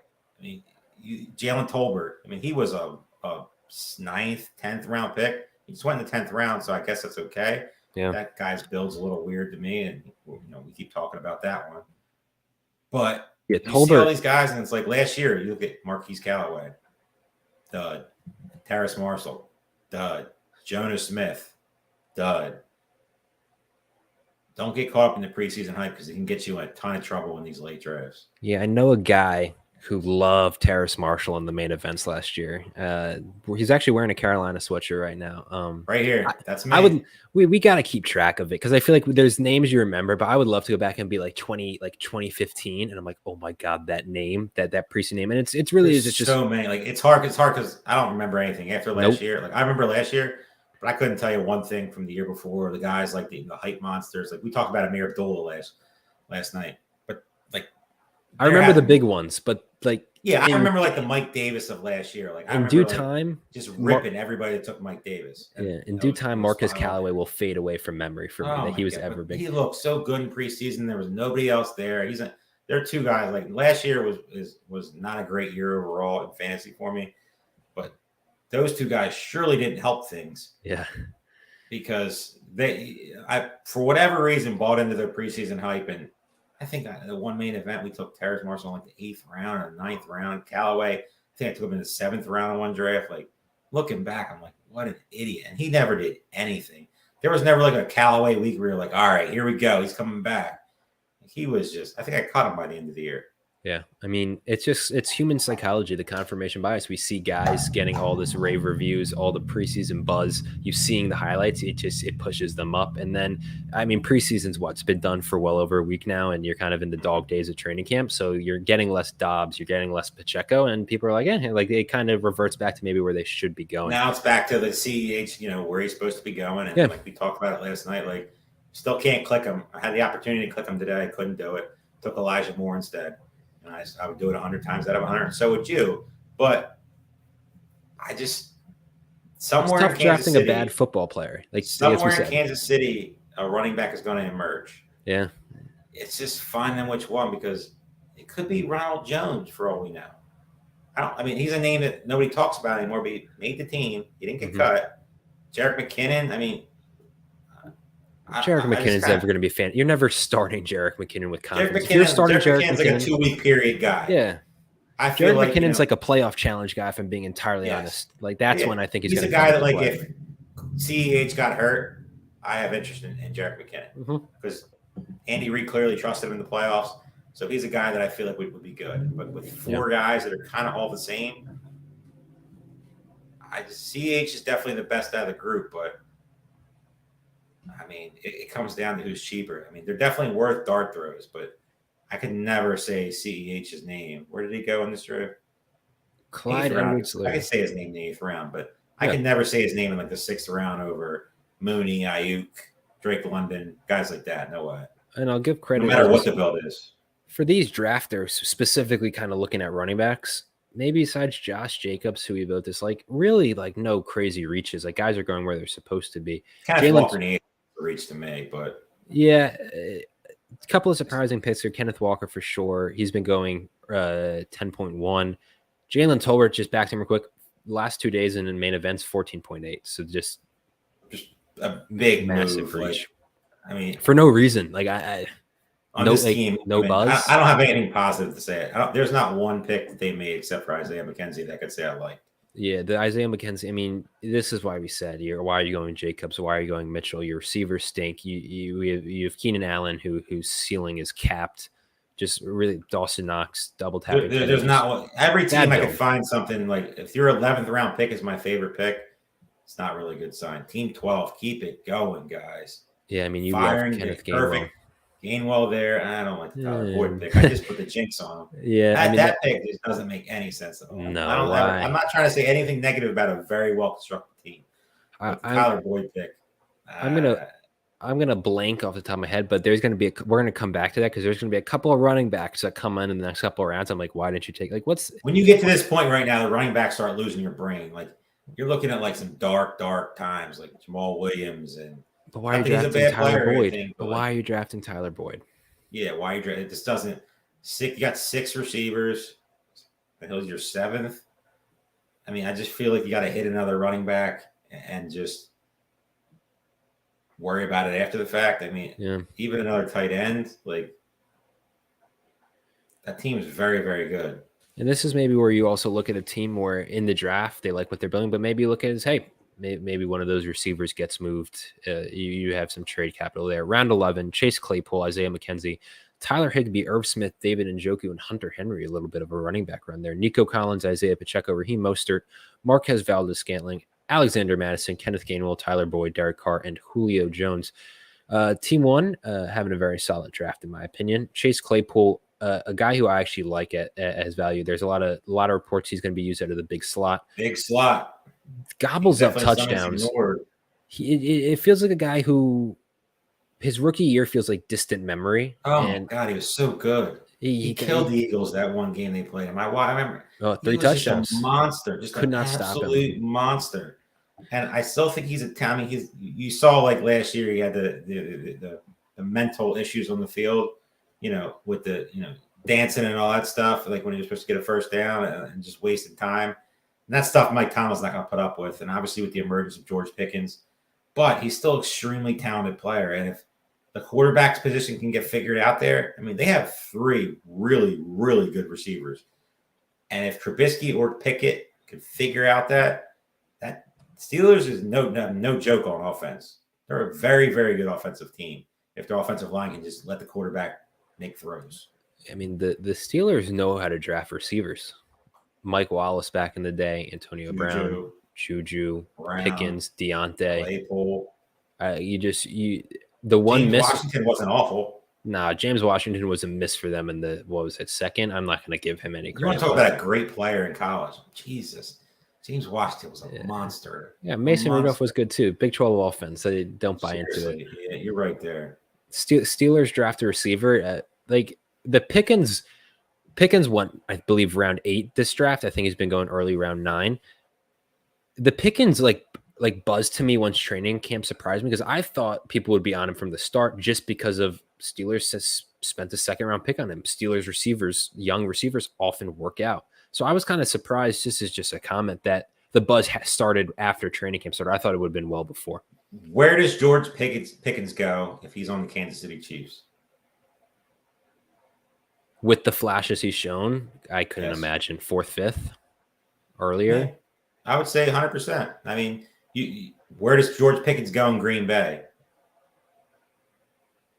With the flashes he's shown. He's in that, like, if you look at the receivers who really went in that 4th, 5th round, they're right up there in that tier. The dude, a lot of people he's a baller. He wasn't hurt. He was my second wide receiver coming out of that thing. It wasn't hurt. Jameson Williams, George Pickens. If he wasn't hurt, didn't have the off the field concerns, probably a top 3 consensus. But he's a dog, and you don't. Yeah, you just see it. He's out there blocking, running people over. No matter if he's catching the ball or not, like he's active. It's hard to find that anymore because a lot of these receivers are prima donnas. They don't want to get touched. They don't want to get hit. He's going out there just laying defensive backs out. All the positive about Pickens to me just kind of reaffirms Chase Claypool is wide receiver 3, and he might be getting slot corners at his size. I'm buying him at that Chase price. Claypool, sign me up. Well, why not? 12th round, Tyler Boyd, Derek Carr, Julio Jones, Tyler Algier, Josh Palmer, Khalil Herbert, Zamir White, James Robinson. Like, this is what I mean. Like Tyler Boyd, I told you. 2 running backs right there. He should have probably. Herbert and Zamir White, both who very conceivably could be the starter. You can even say James Robinson. I'm not, obviously we talked about that, but I mean, with that build, like it's not the worst, decision in the world, but I just feel like the Tyler Boyd pick. When is Tyler Boyd ever playing for you? Especially with all the receivers they have. Jamar Chase and Higgins' injury is the only way he's ever going to see the field for you. Khalil Herbert, Zamir White. True or false? Both of them will be the starting running backs on their teams at the end of the season. True. Okay. I hope so. That'd be really I know you hope so. I think both those backfields are such interesting situations because in both of them, the starting running back who fantasy owners and maybe even the Bears don't hate Montgomery. The Raiders obviously hate Jacobs, but fantasy owners don't like either. They hate Montgomery. They hate Josh Jacobs. I think they hate Josh Jacobs. Like, clearly, Team 2 didn't. Ridiculous. But David Montgomery. It's not a player. No. Team I mean, two. he's what he is. He's a serviceable, Team two. good NFL running back. Team two. Buffalo I'm defense. seeing blue before I have Jesus. scrolled down my screen. What are you doing? $2,000. $2,000 was spent. Come on. I'm trying to find something like, and team one is just getting KJ Osborne obviously has upside in that offense as the numbers retarget, but you're taking a defense. We can take a kicker next. I might close the computer up if he takes a. Please don't. I can't have you stranding me again. I was wide-eyed last night. I was panicking myself. I'm like, what is going on? This has never happened to me. I'm staring at myself frozen. I was literally I'm staring. I'm like, all right. My first show, I just got to talk for 2 hours. I was literally like, all right. I had my little note sheet of just some stats. I'm like, I'm just gonna start rattling off stats. That's what I'm gonna do here. And hopefully, a view or two. Yeah, everyone in the chat's probably like, I'm actually like locked in for this pick right here. We're eagerly awaiting. This could literally be anything. I doubt it, but like, do you think sometimes people are like, but like, this is $2,000. You're not throwing this away, but like, are you watching the stream? Like, I'm just going to keep messing with them. Like, do you have that money to spend? In a best ball draft, I could see it. Like, obviously we talked about like guys, sniping your pick because they're listening to what I'm saying, or like, that's actually a good pick. I wanted it to be a kicker just to see your reaction. I mean, it's not a good pick with like, if you look at the team, like you're drafting Justin Herbert, why are you drafting Dak Prescott? But like 13th round, the player is a good pick. I mean, isolate the pick. Yeah. A couple other guys don't have quarterbacks yet. They're probably not thrilled with you right now.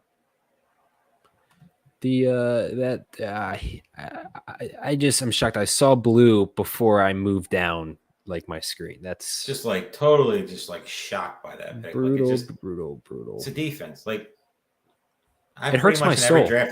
Every draft I've taken so far, it's either been 3 defenses, and just because of the week 1 matchup. After that, I'll figure it out.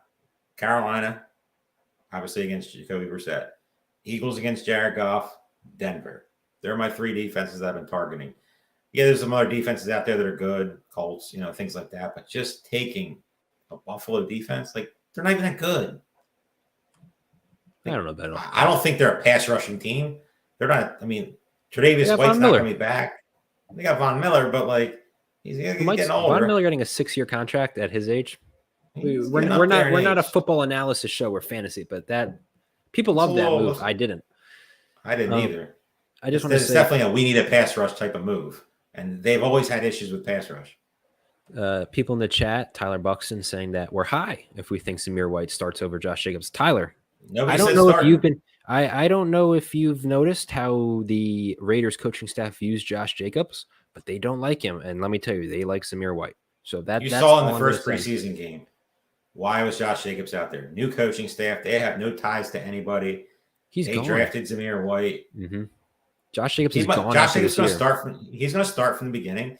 And yeah, obviously there's always a chance that Josh Jacobs impresses the coaches enough that they trust him. But I don't see it happening. And by the end of the season, Zamir White, all health obviously in his favor. I think it's going to be the Zamir White and Amir Abdullah show. And that's just crazy to come out of my mouth.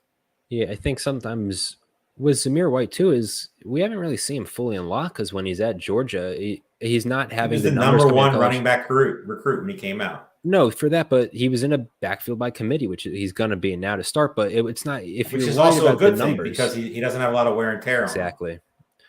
Exactly. That Dak Prescott pick that we said might have kickstarted a little QB run. The Aaron Rodgers, Stafford, Kirk Cousins, and Trevor Lawrence have all gone in this 13th round. Real quick, I'm going to scroll down in a second, but team 3, triple tapping QB, tight end, in rounds 11, 12, 13. Did they get any of the right guys while doing it or no? I'm fine with Gerald Everett. The rest of the two I have no interest in. A lot of people like Austin Hooper. I think he's the best ball target as your 3rd tight end, but I don't know when you ever click his. I feel like on a build like that, you're always going to click the wrong name. Mm-hmm. You're always going to click the wrong guy. I feel like there's not like if you have an Irv Smith or a Evan Ingram, Brevin Jordan type of guy, I feel like you have an upside guy that you can be like, all right, I'm going to start him for 2 weeks. Forget all the other guys. He's going to be my guy for 2 weeks. I don't feel like you have that guy in this build, and you're probably going to start, Higbee obviously being able to switch him out if he stinks, but Everett, Hooper, I mean, when's the matchup that's right for them? Team 5, Just want to give props to them. The overall build, and I'm not going to scroll back up a little later. Not the best, but waited on their QB and paired Matt And Stafford got with him Cooper Cup. with Cooper Cup. Well done on the weight there. Continuing, we're just going over this 13th round. KJ Osborne, Dak Prescott, Austin Hooper, Rodgers, Stafford, Kirk Cousins, DJ Chark, Trevor Lawrence, Wan'Dale Robinson, Evan Ingram, and Russell Gage. Two guys, Josh Palmer, KJ Osborne, fantasy players are high on, but do fantasy players overvalue third receivers, even though they're in dynamic offenses? Is there really enough opportunity to warrant the hype that some of them are receiving? Now, I granted, think there is, especially both of okay. those two players. I mean, I like Osborne. I know they just trade for Jalen Reagor, but I don't think that's really a factor. Nothing. They're going to be throwing the ball a lot. Mm-hmm. Kirk Cousins, I mean, he had a very, very good fantasy season last year. Kirk Cousins is They a top 10 have quarterback. Justin Jefferson. Yeah, they also have That's Justin my Jefferson. take.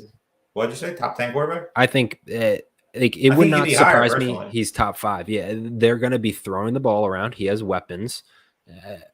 I'm a suspect defense. Big Kirk Cousins fan. So am I. Fantasy I think Kirk Cousins, if you're going to wait on a quarterback, I think the two guys are Derek Carr and Kirk Cousins. Mm-hmm. I think they're guys that if you got caught up in a quarterback run and you just wanted to, get a little cute, both of those guys, I'd be more than happy, especially Kirk Cousins, because we talked about KJ Osborne. They have Irv Smith, Jefferson, Thielen, who is very not really being talked about. Yeah.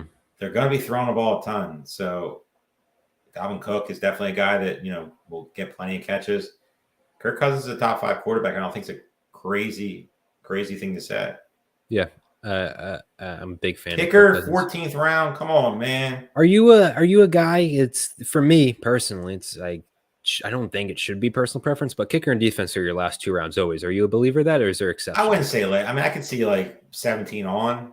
Okay, fine, whatever. I mean, like we're talking about like just total darts, and especially like the kicker position. You want to get one of the, I feel like it's something I like to do.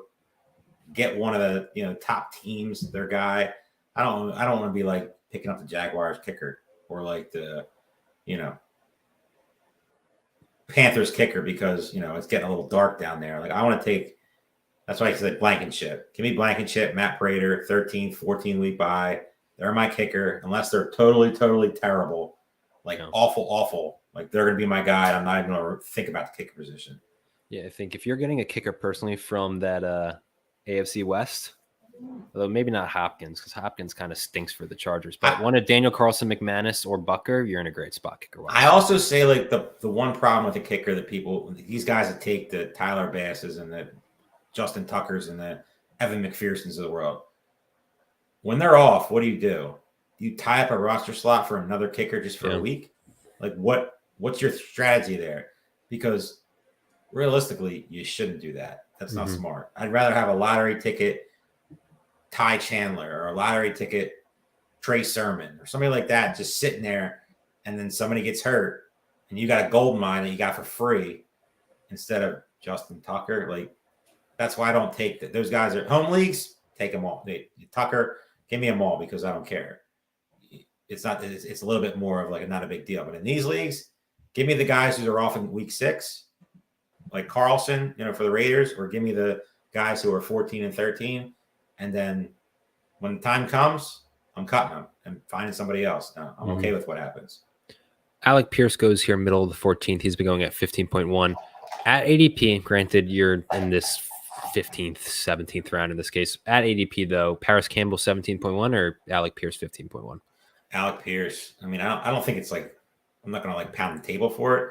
I think both of those guys have value. One of them is going to have a lot more value. Obviously, Campbell has not been able to stay healthy, and Pierce had a great college career, and it seems to be getting a lot of positive press in camp with Matt Ryan. They needed a number 2 option. It's not like there's a tight end getting a lot of targets. I mean, it could be Pittman, Nyheim Hines, and then one of these guys. But Pierce is my target over Campbell. It's not something I'm like have a lot of conviction for, but Campbell just. The flashes are there, but the health is definitely a worry. I'd rather take a little bit of the unknown with Pierce, the rookie upside, getting some of the the love away from Pittman. So Pierce would be my pick, but like I said, not anything I'm like going to fight over. Jalen Warren's kind of been inching up draft board slowly but surely. Is that just concern over Depth chart. Najee? Like, is that Depth chart comes out today? He's the number 2 guy. It's hard not to. I mean, I drafted him in the 18th round. I think last night.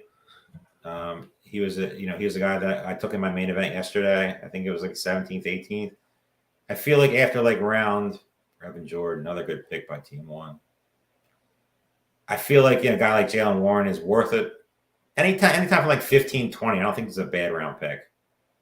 I mean, I think there's picks. When I say that, I think you take darts, you take upside guys. You're not taking AJ Green. You're not taking, Mike Davis. Guys like that are like worthless on your roster. Give me like unknown guys like that have potential to be an injury away or injury and a half away from being the next fantasy star. Mm-hmm. Like I mentioned Chandler. If Dalvin Cook goes down, they clearly don't like Alexander Mattison. There's an option. I mean, you go down the list. Mike Boone in Denver. If something happens to one of those guys, they're talking about giving them carries, thing. Guys like that, take a shot on because I can always cut them. If things don't work out, they're my first cut. Picking up somebody else who could provide value for my team. Are you buying that, the Ty Chandler buzz? I'm personally, or is it more of a? It has to be more of a contract, right? Like it's just something. It's the contract. How Madison's gone after this year. Probably they're trying to trade him to get value while they can. Who's trading for running backs these days, though? That's like if Kareem Hunt can't get. I know he has to get paid, so he's a little different.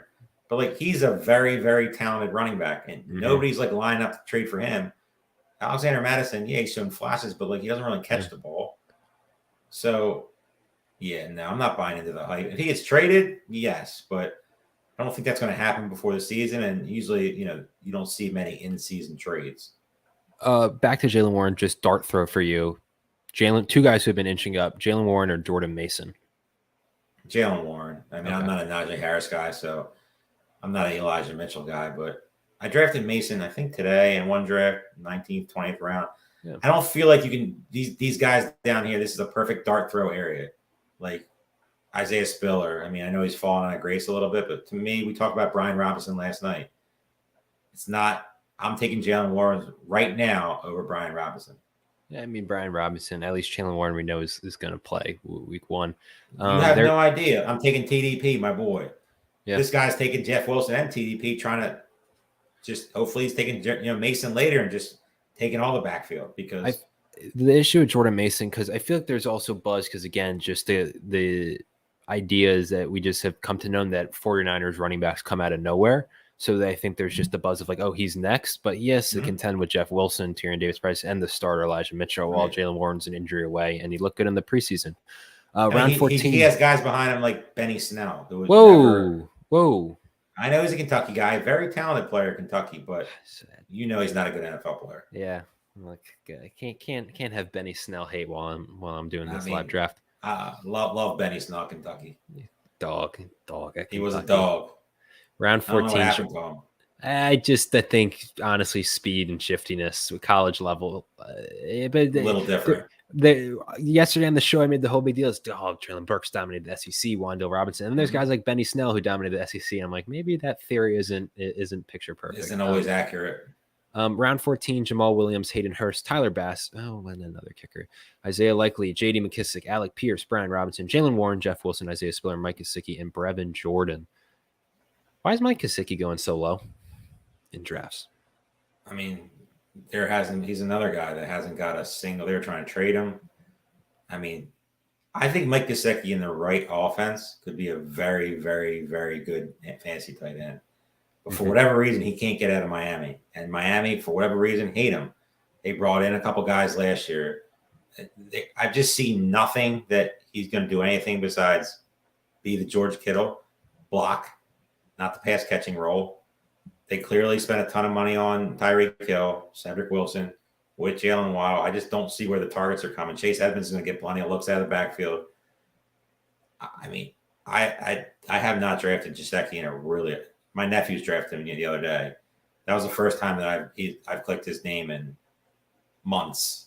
It's just I just weird don't see the upside there. I get it. It's just weird to me. Not like as I agree with you. It's just weird because you would think a coach like Mike McDaniel would love a weapon like that, who's a guy who essentially functions as just a massive receiver. But it's very, very weird. Like I don't know. Like maybe he's just like not as good as a lot of people think he is, but like I've seen the flashes. I'm like, I mean, he was a He ton was a of talent receiver. at Penn State. A monster. He never lined up as what he lined up single digit snaps like out of a tight end last year. Like, yeah, It was I'm just insane surprised. watching it. Like, I'm like, where's Mike Gesicki? Adam Sheehan, I think his name was. I Yeah. probably butchered his name, but he was catching. And you see all like their third string tight end catching, touchdowns. And just like, that's the one area where you think that Gesicki would dominate. Mm-hmm. 15th round here. We kind of talk. Don't draft to go upside with these dart throws. Don't draft guys with ceilings. I have one exception to that, and it is Jarvis Landry. Just in terms of Jarvis Landry, every year I underrate him, and every year he performs. And he's going. Chris Olave is the number 2. Michael Thomas 1. Michael Thomas injury concerns, and Jarvis Landry's function as a wide receiver 3 with Jameis there, who in the games he played last year improved pretty dramatically. Jarvis is the one who maybe his ceiling, yes, is capped, but I'm more than like he's not a dart throw with the upside, but every year we seem to underrate. I would take Jarvis Landry in the 15th round over Tyler Boyd in the 12th round. I mean, that's not a crazy statement. But my point is, like, if people are drafting Jarvis ahead of some of even these dart throw guys, I'm okay with it. I think I just wanted to give him some love because I think I'm with you on the love thing. I think he's a very, very good best ball target, and he's definitely not a bad redraft target either. It's something there. Team 12, obviously, we can't scroll up just now, but they are hammering running backs after a massive. I believe they have Saquon, and then you said they got a little cute with Sky Moore, but looks like they've rebounded well. Jamal Williams, pass catching running backs with potential and very good offenses.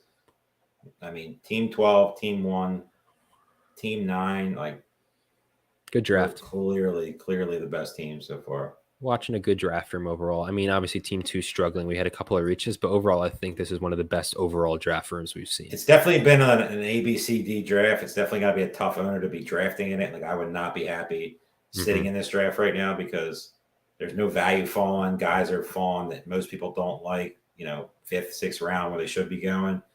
It's definitely a difficult room.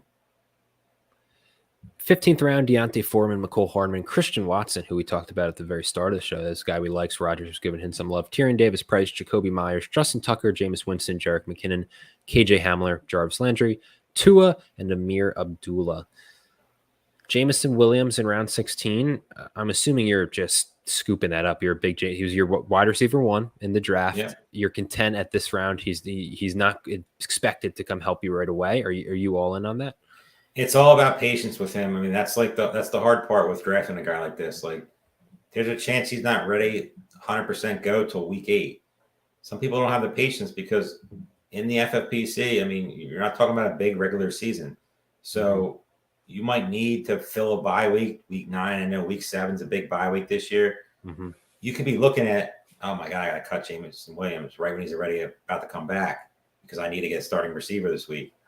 So if you can have some patience, like we talked about last night, David Bell, Donovan Peoples-Jones, with Deshaun Watson, if you can have some patience with 2 roster slots or 1 roster slot on your bench and put a guy like Jamison Williams and just say, I'm not cutting him no matter what. He is a guy that in a shootout is an unknown factor and could be a monster. I think the Lions, it's kind of funny to look at them because obviously Jared Goff is maybe the most below average quarterback of all the below average quarterbacks and probably going to be finished last place. We all love Dan Campbell. I don't think any NFL fan doesn't. Think so. But their offensive weapons they have are impressive once you throw Jameis in the mix. Swift, Amon-Ra St. Brown, Hawkinson, Jamison Williams. Like that team is potential. Yeah, DJ Chark. Josh Reynolds is no slouch. Yeah, I'm sure. I don't know about all that. But DJ Chark, Jamison Williams. No slouch. DJ Chark, I can't remember us, at least in recent memory, talking about him too much. He's another guy. Looks good in preseason. A guy who another one of like preseason. He's always been a talent. Yeah, a guy kind of like Claypool. 4th round pick. What was it? A couple of years ago, he was a 4th round pick in fantasy. Yep. We have quick memory. We have quick memory, kind of Claypool. And now he's literally not being talked about at all. Nobody's saying a word about DJ Chark, which is kind of a good thing because for the first couple of weeks, he could be a every week starter. I don't think that's crazy to say. There's certainly some guys who I feel like we talk about on every one of these streams because the value is just consistently it needs mention. And he's one of them, like 13th round, like that's a really high upside. dart throw. Round 16, about halfway done. Chris Evans, Jameson Williams, San Fran defense, Robert Tonyan, Evan McPherson, Van Jefferson, Tampa defense, and Dontrell Hilliard. I like the upside tight ends. I like Likely and Tonyan for team what is it? Team 9 right there, who's been getting some love. We talked about both of them a lot. If this is a question for you because you're hearing all the reports now, Odell, I don't know when he's going to be back. Van Jefferson, I'm assuming you're taking over Odell just because of availability, but Van Jefferson or Odell I in just these don't late feel rounds. Like you can draft Odell. Yeah, he's going back to the Rams. Jameson Williams. Yeah, 100%. I mean, the only way he doesn't go back to the Rams if like Stafford has an injury. That's the only way it happens. The only way he doesn't go back there, and if he does, he's going somewhere big. Odell Beckham's the guy that and we just talked about. You just say I have 19 roster slots. Odell's my 20th, and I'm not moving him no matter what. He's a guy that if you could figure out a way to just get to the shootout, get to the championship round, he's going to be healthy soon. I mean, he's probably not going to be a factor for fantasy football probably till the fantasy playoffs, maybe. Playoff challenge. I would say playoff challenge. That's my take. If you can get him on the right team. Odell, the upside is there. It would just be such a quick turnaround. Part of me really wonders if he's literally getting. I can already see the graphic like ESPN shares. It's like Rams stocking up for a run because like Odell will come back officially like week 17, and he's. I don't think he has any fantasy relevance, to be honest. He's not somebody I've drafted. He's not somebody I've drafted pretty much ever so far. I think I might have him on a couple best ball teams, but nothing like that. That's. 17 free round type of setups. He's free. And if you could figure out a way to get him to a shootout, he does have value. If he comes back, let's hypothetically say week 10, week 11, he could be very valuable down the stretch, especially in the right situation, like the Rams or Green Bay, or things don't go, maybe Buffalo type of situation. Yeah, it's going back to LA though. He's definitely going back to LA. Stafford injury is the only way he's not going back to LA. It's just we talk about Palmer, we talk about Osborne. Should there be more talk about Jefferson as a wide receiver 3 in an explosive offense, or are we just scared off? I know he had the injury is going to scare people away from Jefferson, and we've also seen him. Osborne and Palmer, there's a little bit of like, oh, could they take that jump? Van Jefferson doesn't seem like he has a jump in him, but no, should he be in the conversation? I don't think so. Okay, I mean, the injury worries me.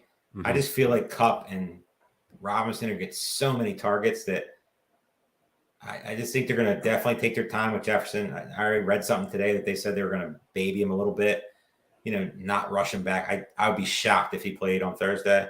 So I feel like he's going to miss a little time early in the season, which might, devalue him a little bit. I just feel like Robinson's going to get in Kupp are just going to get peppered with targets, and still the uncertainty's there with Stafford. It's definitely a little bit of a worry. Just because we're in the last rounds, a couple of questions from the chat for you. 6-point touchdown. Someone's asking Trey Lance or Matt Stafford. Who are you taking? Always Trey Lance.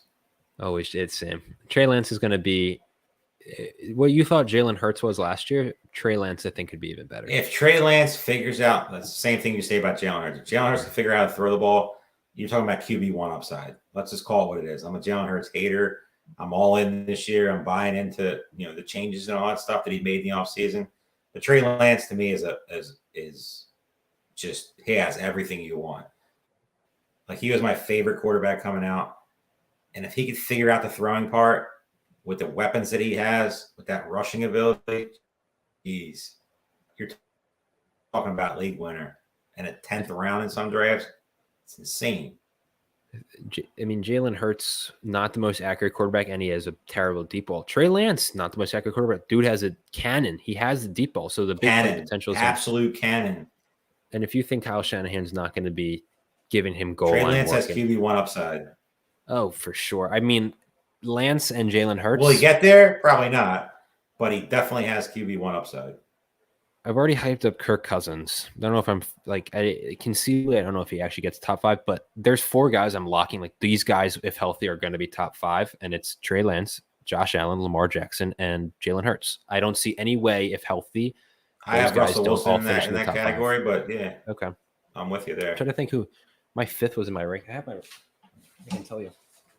In 5th, Justin Herbert. Justin Herbert's my 5th guy who I have in that top 5 in my Justin current Herbert's rankings. like 6th or 7th for me. Quarterback this year deep. Really deep. And like, I'm a Kyler Murray hater, but I mean, he still has that upside to get. He's a QB1 upside. 17th round, Kenyon Drake so far, Matt Gay, Noah Fant, Robbie Anderson, Matt Ryan. We talked about Kenyon Drake yesterday, but Noah Fant, you were big on. His stock has just been depressed in the past month. It's definitely one of my biggest misses. You're calling it a miss already? Yeah. I'm not calling it a miss yet, but he definitely seems like going into the season, it could be one of my biggest misses because I took him a lot early. I really felt like he was going to be a big point of emphasis on that offense. He's a talented player. You saw in Denver he was a talented player. They didn't really use him right, but like Pete Carroll's an idiot, man, and Geno Smith and Drew Lock. I wish they would just like tank the season. That's clearly what they want to do. They don't want to win games because you're not going into the season with Geno Smith trying to tell people you're trying to win games.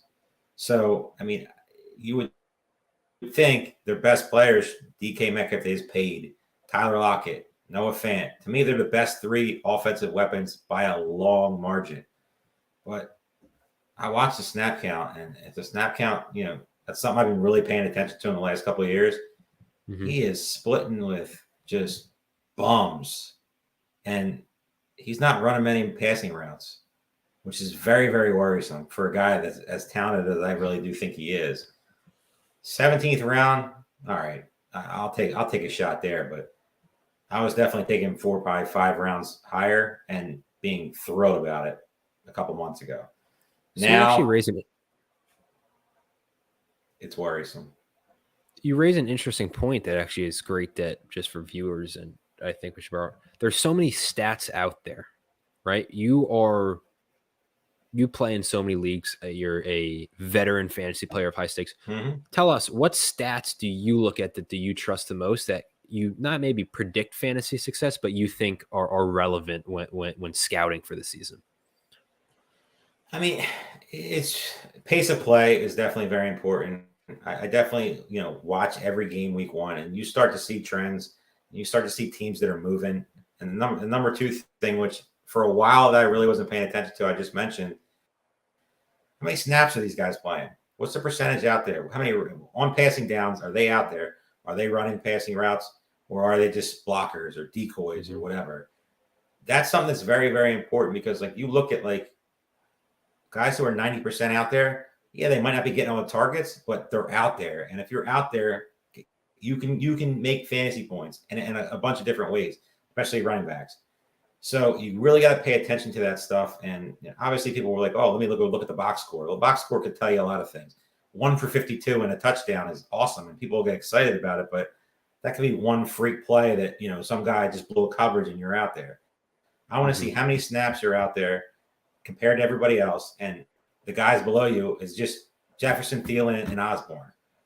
Jefferson's 100%, Thielen's 95%, Osborne's 80%. KJ Osborne has weekly value.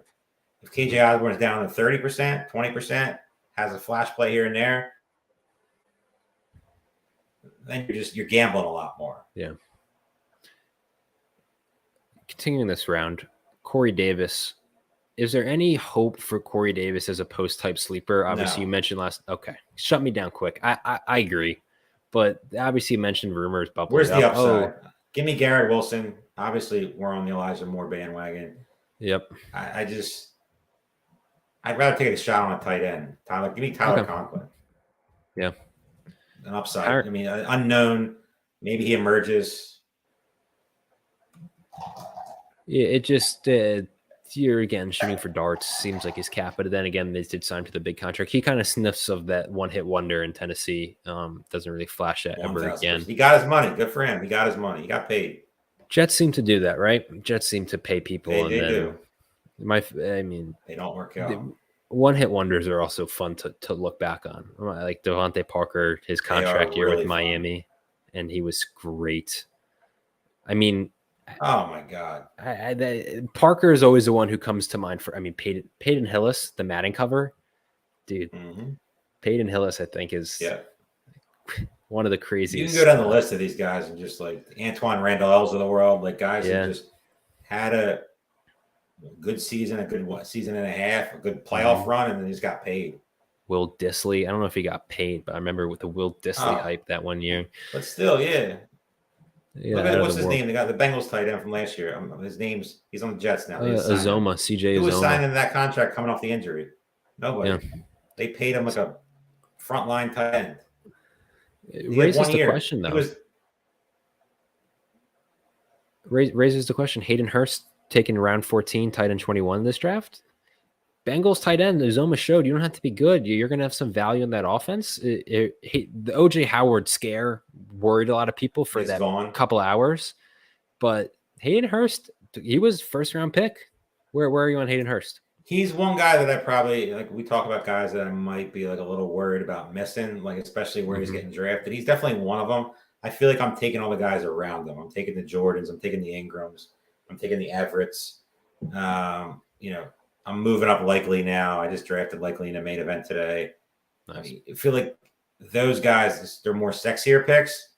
So I might be overlooking something that is very obvious in front of me with Hurst. He is the only guy there. The targets worry you, obviously, with Chase Higgins and Boyd, and obviously Mixon too. So it's a little bit of a worry that I'm not highly exposed to him, but you got to take a stand every once in a while, and I guess I'm taking a stand against them. Josh Kelly goes here in the mid-18. I'm under the belief that Austin Eckler goes down or he's getting less of a workload. It's not Sony Michel, and I don't think it's Spiller based on what we've heard. I think Josh Kelly has potential there because Eckler, again, smaller back coming off a career high in touches. Took a lot of red zone touches as well. He took some damage last year. He was hurt the year prior. Again, it's hard to say like, oh, I'm buying because they're going so late. Nightmare. I think it's a three-headed nightmare. I just like Josh Kelly. I agree with you. I think Josh Kelly would be the guy. I don't know if that's a guy that you're going to start in fantasy, but I feel like he is. Spiller's kind of was hyped up really quickly. The coaches were loving him, and then kind of like had a little bit of an injury, and now he's kind of like fell out of favor a little bit. I still think he's the most talented out of everybody that's there. I was high on him coming out of college. So, I mean, he would probably be like if something serious happened to Eckler, my longer term guy. But they seem to be like a lot of positive press about Kelly. But Sony Michel, yeah, I don't know. It's just one of those late in the rounds. We have a couple rounds left here. We're throw the darts. Scrambling. Yeah, throw the darts. We're scrambling to talk about something. My point is just, and you seem to agree, Isaiah Spiller. Kenny Galladay, 18th round, just tells you all you need to know about him. Do not draft Kenny Galladay. That's a disaster. Do not draft Mo Alley Cox. By the way, if you're taking a deep tight end, why not? Has the frame that Matt Ryan likes. Yeah. He hasn't been able to figure it out yet. I had a ton of him last year. I thought last year was going to be the year he figured it out. It didn't happen, but this could be the year. He's a talented. I mean, he should. I'm surprised they don't use him more. He has a basketball, background. Yep. They don't, use him more on the goal line. Could happen this year, but he's 18th round. Go for it. Especially if you have a stud tight end like you drafted Kelsey. Mo Alley Cox is not the worst backup. Zach Ertz obviously has been having some injury pop-ups. They're probably going to at least ease him into it because he is a little bit older. Does that push Trey McBride's value up? I think it does. I mean, he definitely has the profile that fits, what Arizona is looking for. He's definitely somebody like we talk about dart throws, athletic build, solid, production in college, great offense in some people's eyes, not mine, but in some people's eyes. And as this team's third tight end, you really can't go wrong with this pick. There's no negative to it. And what if Zach Ertz's calf lingers or he comes back a little early and something? Calf injuries are no joke. He's not going to be out a week. It's like 4 to 6 week in some cases injury. He's an older guy. So taking a Trey McBride in this spot at this point of the drafts, no negative thing to say about that. Yeah, and rookie tight ends are always a bit scary. Obviously, Pitts last year. They are very scary. I mean, Kyle Pitts a dynasty? No, I don't. You don't do well. I mean, I always think about getting into it, but these guys are monsters, and this is a full-time job. And regardless, my point with that is McBride was the first tight end selected going to Ertz. Next year, when we're doing these next year, those rookie tight ends, Oh my God, they're Michael studs. Myers, baby Michael Kelsey, that Meyer. dude. Michael Meyer, my thing is just because we're in the last You rounds. see Michael those? You see Meyer, those guys over Georgia has? I don't know if they're Darnell draft eligible, Washington, but 6'7", 6'7", just running he's over people eligible. with speed. Eric Gilbert was the top recruit in the country at tight end. He went to Yeah, LSU, transferred to Georgia. He LSU, didn't get that many snaps. Georgia. He Yeah. was a projected first-round pick for this year by going Still, into that game. For Alabama, I'm pretty Washington, sure has a great. solid tight end. I can't think of his name offhand. Alabama does, and then the Eric Gilbert's one. I'm blanking on. There's a kid from South Dakota State. Your guy Goddard's alma mater. He's good. There is a legitimate.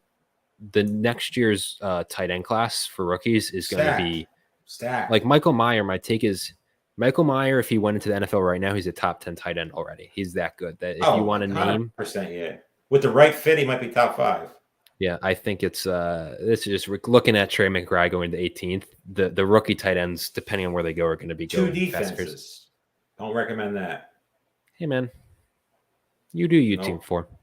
You do you team 4. No, don't do you. Stop drafting 2 defenses. Take a dart. Throw a dart out there and just hope it sticks. Paris Campbell over the Chargers defense? Yes. Yeah, fantastic. Paris Campbell's flashes are great. 19th round, like you can't ask for a better 19th, 20th round, 18th round draft pick. Odell went as well. Like, yeah, just fire him off. Why not? Don't take a second defense, and just as hope you one said. Sticks. I'm just waiting for somebody to take a second kicker. You've mentioned it. That on our football guys yesterday, we saw that. You mentioned I don't want to bring up bad memories. Yeah, I've just been thinking about it, kind of these late dart throws, because you mentioned it maybe a month ago on Best Ball. Is Terrace Marshall like a dart throw for you? Does you consider it better quarterback, or are you just like scarred and you're just like, this guy might just be bad at football? It's frustrating, man. I mean, I think he's a talented player.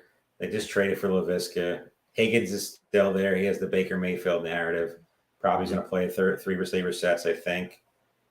Robbie Anderson's a wild, big question right now. You don't really know. Like, doesn't even love football.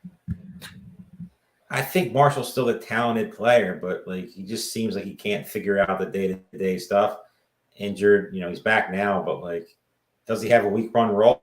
I don't see it. I mean, the coaches are still talking him up pretty positive, but 20th round, yeah, why not? I mean, you'll cut him real quick. You'll know his role right off the bat.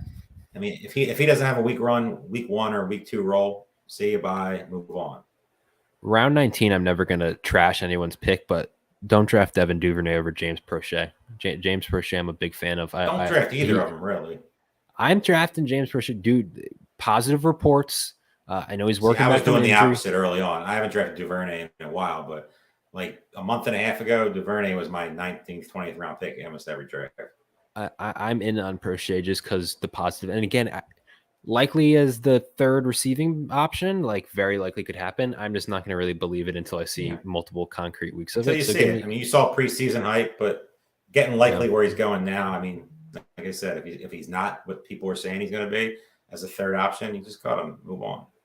I'll stump a little for my literally last 2 round dart throw, and James Prochet, give it a shot. Again, we mentioned like these guys are going to get cut, which is hard to sometimes analyze them. Saw a question in the chat from a while back, another asking our opinion. Someone was saying grading the trade. They traded away Jerry Jeudy and Josh Jacobs for Saquon and Wan'Dale. You trade away Jerry Jeudy for Saquon and Wan'Dale. In my opinion, it doesn't. It seems like I'm assuming it's redraft. It's the easiest trade. It's the easiest trade I ever heard in my life. Fantastic trade. So just a first round pick and Saquon Barkley for a 5th round pick and Josh Jacobs. The guy that told you not to take Josh Jacobs. And then, I mean, I think Wan'Dale Robinson will outscore Josh Jacobs this year. I love Wan'Dale You're a Robinson. massive winner. 2 guys on the same team is never great. Not something like I'm in love with, but that's a slam dunk trade. Saquon and Wan'Dale on the same team, but kind of leads me into something. Giants receivers, I think Wan'Dale and Tony are both great picks. I just can't see them each being consistent like week to week. I think they're just going to have some big. They're best ball players. I think Tony has the upside to be an every week guy. He's just hurt. His injury concern. That flash. His injury concern and just his brain. Does he actually? He always says he loves football and all this stuff, but there's been cases when people have questioned his off the field type of issues. I love Tony. I mean, I am very, very high on him. He's a guy that, I would love to, get my hands on as much as I can at value in a main event. He's a very, very high owned in best ball. Same thing with Robinson. I just think that that offense, I feel like, is going to be a lot better. I hope I'm right because I'm very, very invested in all four of those guys that we just mentioned: Barkley, Jones, Robinson, and Tony. So I'm hoping things turn positive. I don't need them to win games. Just put up a lot of fantasy points. That Tony Dallas game from last year Oh my God. The tape just runs through us high stakes fantasy players over and over, and you can't get it out of your head. I think the following week he could put up a 0. He got hurt, put up a 0. Everybody was on him. He was the highest truly started him guy. That's the thing that worries you about Tony is you see that nagging injury and he just doesn't come back. So and just in general, that offense too. Season-long guy. It just, we love them. I think if he even stays healthy, I do think it's one of those, you look at the end of the season, top 20 guy, like points total, top 25. But there's going to be so many weeks where he gave you nothing, and then so many boom weeks, and it just sniffs of players. Fantasy players are messing him up. They bench him when he goes off, and then he puts up 30. He's on your bench, and then you start him, and he puts up 1 and leaves the game with an ankle injury or something. The talent, and there you got to buy into the coach also. Just you got to buy into the coach. You got to buy into the offense. You got to buy into the quarterback. There's a lot of questions that Tony has compared to some other guys. But again, it's just one of those that we've seen him even on a terrible team. You saw him in that Dallas game, and he looked for the top 5 receiver in football. He was disgusting.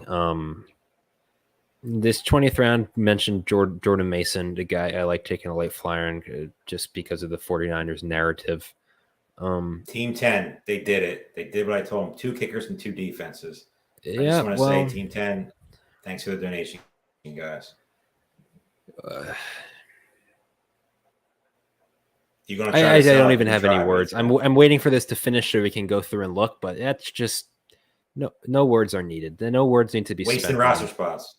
Yeah, I mean, what are you gonna do? It's not best ball. You don't have to worry about buys. Like, you just cut. Just bad. You just cut them. You spend $1 on somebody else.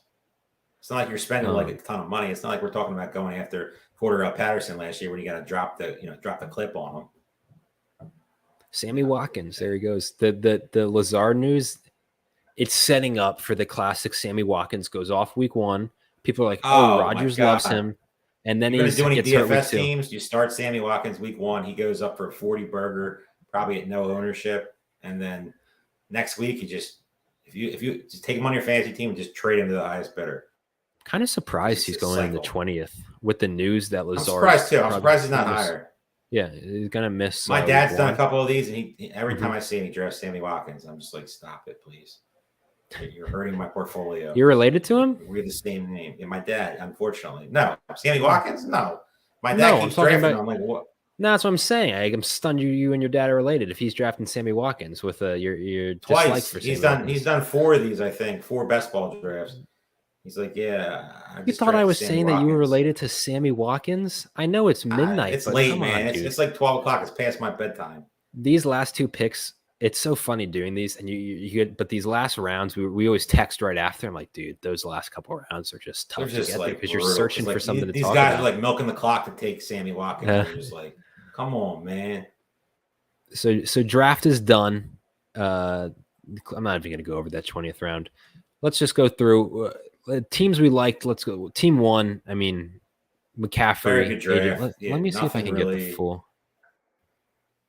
We don't need to go below week 13. After that, we pretty much can tell a good idea of who these guys have. For sure. Team 1, I think, knocked it out of the park. I think we kind of expecting that, knowing who's drafting. They're very good drafters. They're in a bunch of these.